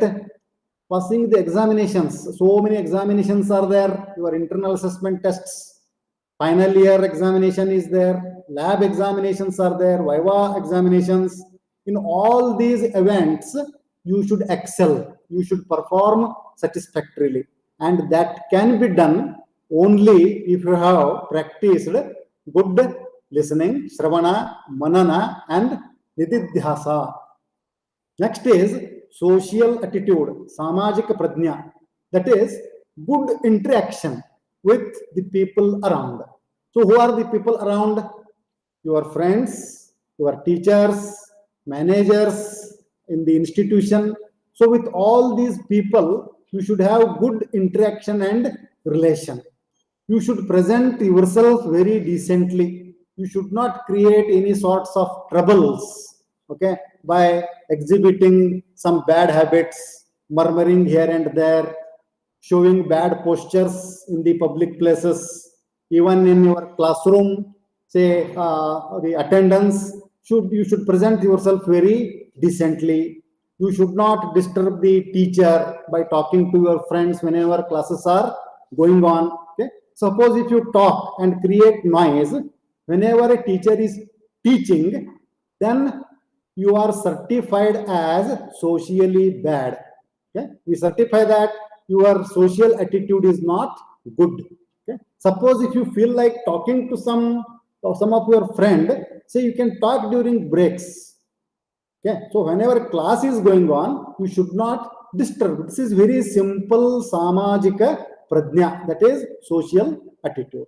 And there are so many other attitudes that you can exhibit during your stay in the college, in the institution. Whenever you are entering your career also, your social attitude matters a lot. Even in your private life, the social attitude matters a lot. So you cannot cultivate this social attitude all of a sudden. It requires time to cultivate it. So start giving importance for cultivating good social attitudes. And because of that, you will have a very good identity in the institution and you will get good results out of it. Next is humanity, that is manaviyate. We are ultimately affiliated to VTU, Vishweshwarya Technological University. Even though we are autonomous, we get certificate of your degree from Vishweshwarya Technological University. If you see the emblem of VTU, they have written Modalu Manavanagu. First, you become a good human being. That is the slogan written on the emblem. Okay. So what is the meaning of that? Whatever we learn, whatever positions we assume, secure in our career, first we should be good human beings. Okay. So in order to cultivate these things, this universal human values cell has been established to organize a few events in the institution to often cultivate the good human values among the students and staff. Okay? So humanity is very important in this educational ethics. So one example I have already demonstrated, that is behavior of a student in the class. So you should not make noise, you should maintain silence. Silence means not 100% silence. You should talk whenever there is an occasion of interaction. Suppose if you have not understood any of the point which is being delivered, then you have got every right and privilege to stand up, interrupt the teacher, ask your doubt. Okay? Suppose you have got a doubt individually, ask the question. Okay? And whenever the answer is given, you are personally benefited. And this act extended by you will benefit your friends also. Okay? They may be also having the similar doubt in their mind, but they have not been motivated. They are not self-motivated to ask the question. And if you are luckily motivated, you ask the question. And what are the good outcomes of that? You will be benefited, your friends are benefited, and teacher will feel privileged to satisfy your query. Okay? So this is one simple act of humanity. Okay? So you have helped so many people by asking one question. Okay? So these are some simple acts that you can cultivate during your career in the institution. Next is discipline and systematic, being systematic. That is kramabaddhate. So whatever you do it systematically. If you are listening to a lecture, do it systematically. If you are writing a paper, do it systematically. If you are reading during your preparation, you be in good, disciplined posture, okay, and follow it consistently, and do your study systematically, write your papers systematically, do your lab work systematically. Okay, so whatever act you do it systematically and with discipline. Okay, in due course you will be getting good outcomes. Okay, that is, discipline and being systematic is very important in your educational career. So all these attributes that I have addressed, they are defined under the Vidyarthi Dharma. Okay, that is the studentship. The next privilege is Artha.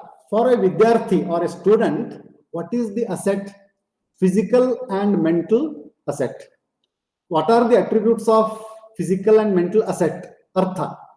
See, for a student, good health and character is important. Next is a good knowledge bank. Okay, so you should go on expanding your knowledge bank. How?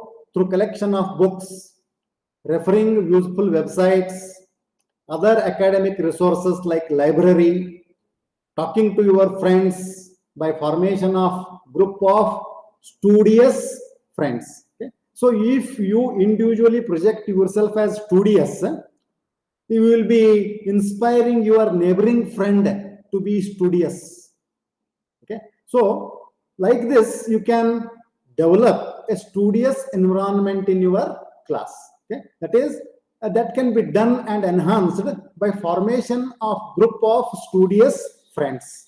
So whatever endeavors you are taking, the educational endeavors, you do in group, that will always be beneficial to you. That's why we do here the project groups, okay, the laboratory groups. Why that groups are formed?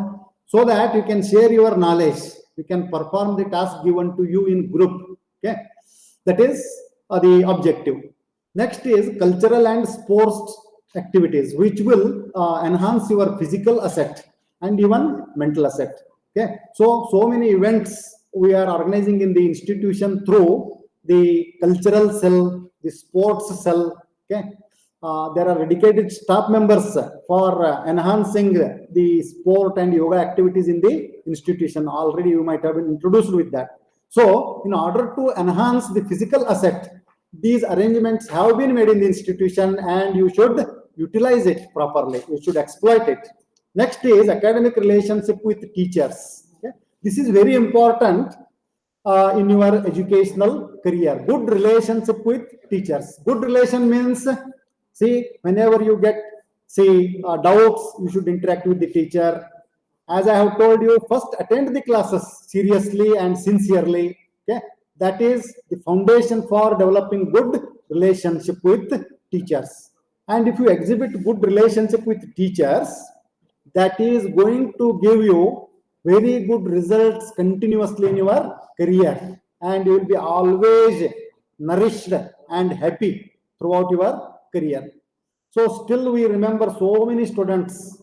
Okay, one of the students I am proud to name, one girl student, Amol Barigidar was there.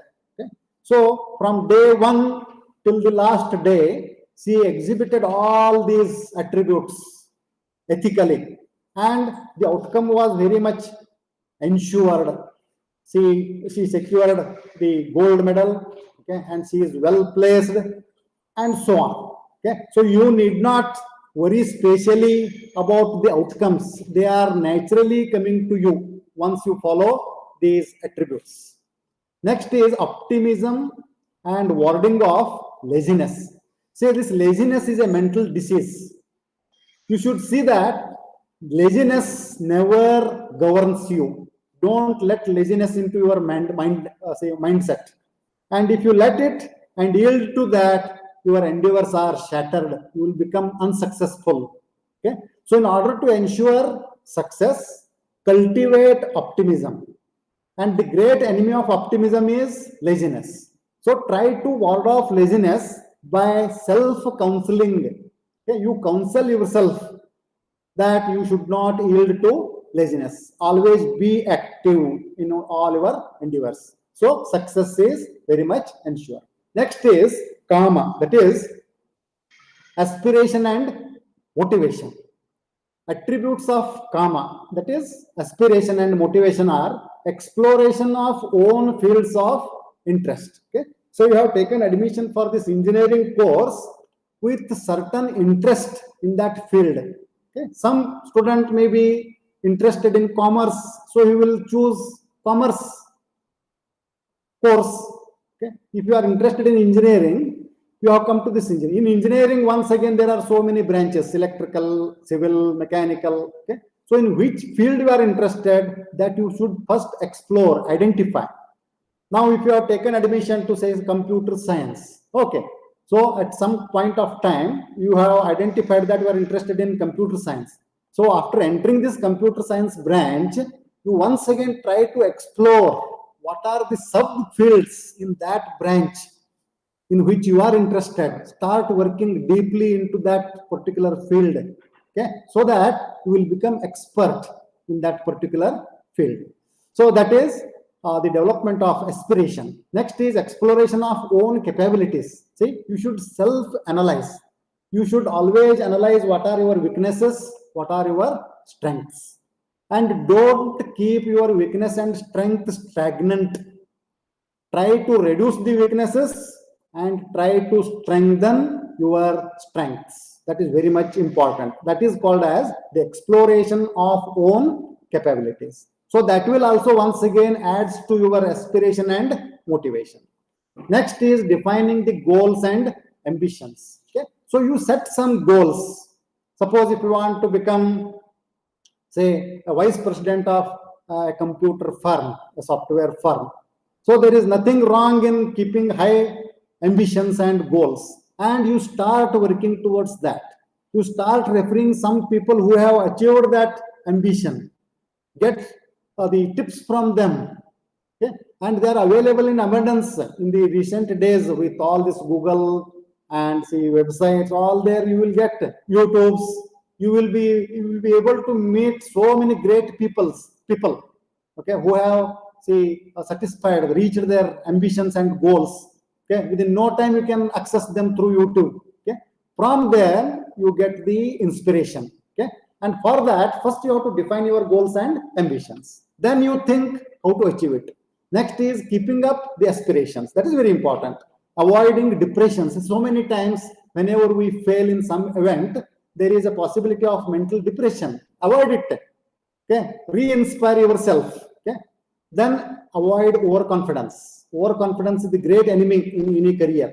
Okay, then don't cultivate inferiority complex. Okay, so all these things are to be assessed by yourself. Self-assessment has to be done. Nobody will point at you that you are inferior. Nobody will point. So nobody will say that you are overconfident. Nobody dares to say that. So you should monitor yourself. Okay. And if you are lucky, some of your teacher or good friend may say that you are overconfident, and because of that you are failing. Somebody may say warn you, luckily, but nobody will do it. Very rarely it is done. So to avoid all these consequences, your self-monitoring is very important. Next is exploring the sources of motivation. Which are the sources of motivation? Teachers, learned seniors, books, and in the recent days, the various websites, YouTubes. Okay, so very good material is available luckily in internet. Okay, so you identify that and use it for the sources of motivation. Next is self-confidence. Self-confidence is very important. Okay, and that can be identified and cultivated and improved through self-assessment only. See, self-confidence means not ego. Ego is different from self-confidence. Self-confidence can be built only through hard work and following the earlier attributes, a good dharma and artha and good aspiration. Through this only you can build good amount of self-confidence. See, if you listen, read, and accumulate knowledge, then naturally you will become self-confident. If you have understood the subjects well, your confidence level definitely increases. You can attempt the examinations, various examinations very confidently, because you know that you know the things. You will never hesitate to answer. Okay? So through good act of dharma and artha, you can develop good amount of self-confidence. By following the earlier three privileges, naturally there will be moksha. Moksha means what? In our routine life, moksha means only after death we get moksha. Like that, that is our routine convention. Moksha means self-satisfaction. Okay?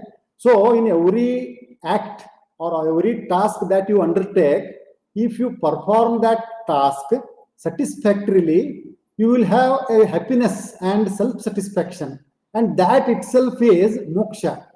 You find liberated during that occasion, okay, and you feel very light mentally, and a sort of happiness and satisfaction will be there in your asset, and that itself we call it as salvation or moksha or self-satisfaction. Okay, it is called as the salvation or self-satisfaction. What are the attributes of this privilege? One is enjoying the work. What work is assigned to you right now? Studying only, that is the work. Consistently, okay, enjoying the study work consistently. You should never feel bored. Okay, and see, there are no other options than studying. Okay, suppose if you are studying mathematics, engineering mathematics, you cannot grumble that this particular topic is very boresome, let me just leave it. You don't do it. It may be useful in your some part of your career, so don't do it. Okay, so often we find many students gamble with subtopics, okay, because of their poor mental attitude.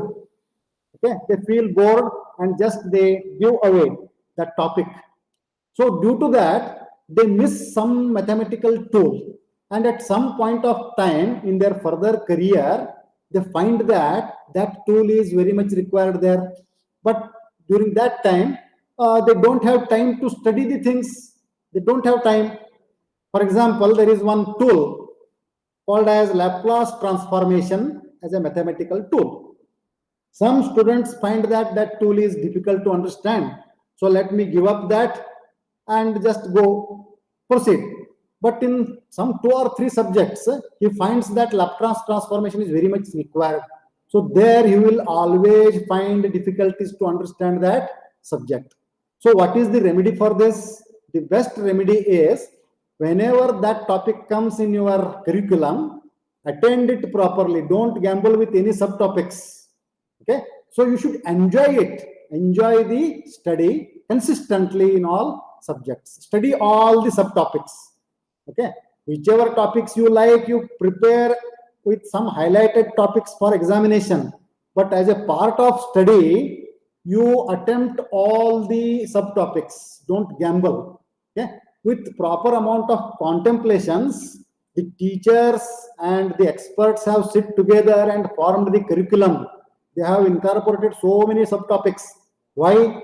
Because they have forecasted, they have foreseen the requirement of those subtopics in your career.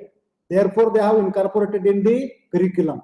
So you should enjoy all the topics while studying consistently. Solving the difficulties sportively. Okay?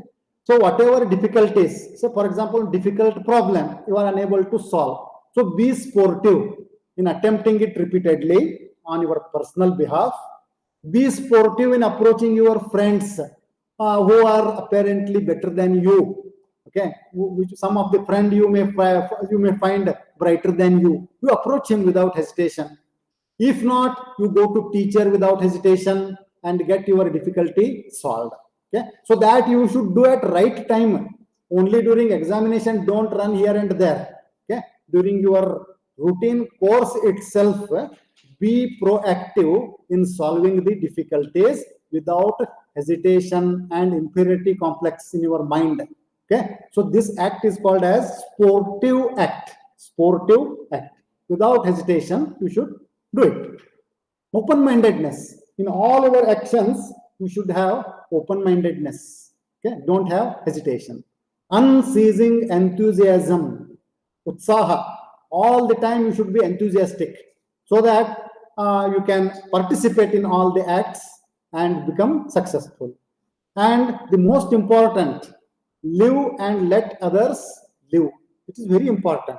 Okay, so by following the social and human values, this attribute can be cultivated. You flourish and let others flourish. That philosophy one should follow.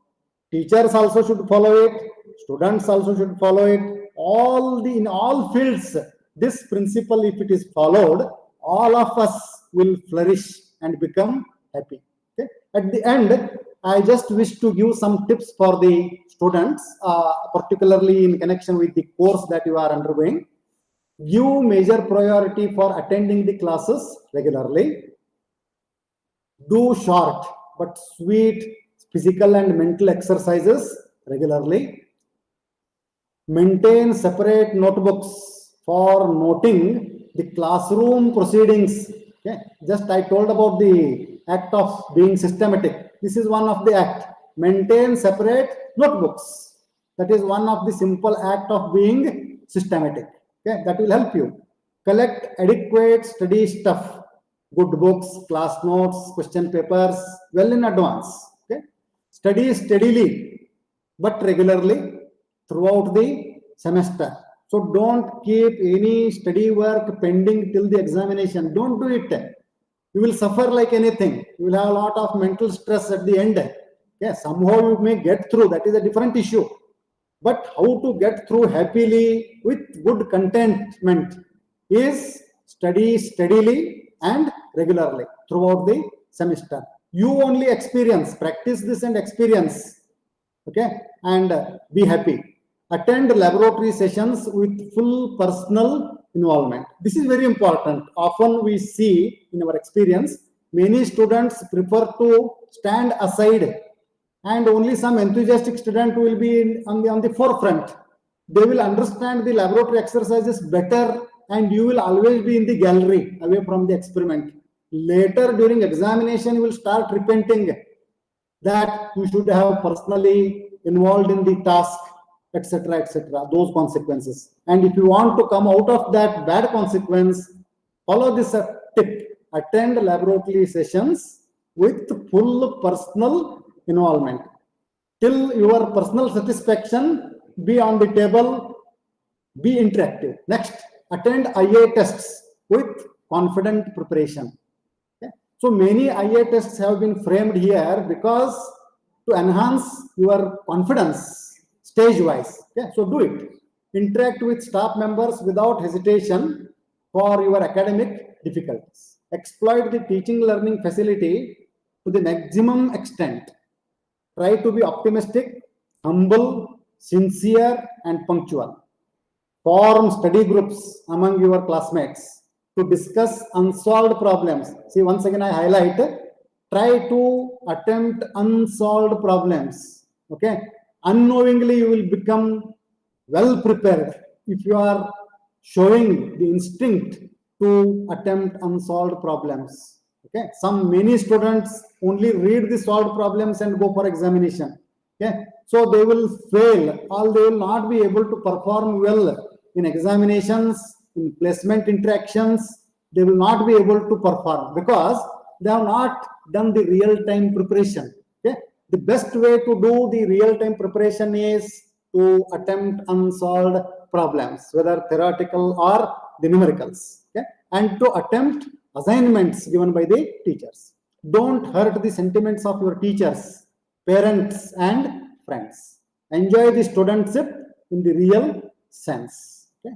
So I have tried to narrate some important attributes or the privileges to be followed during the studentship, that is Vidyarthi Dharma. Thank you very much for your patience and attention. Interaction ಏನಿಲ್ಲಲ್ಲ.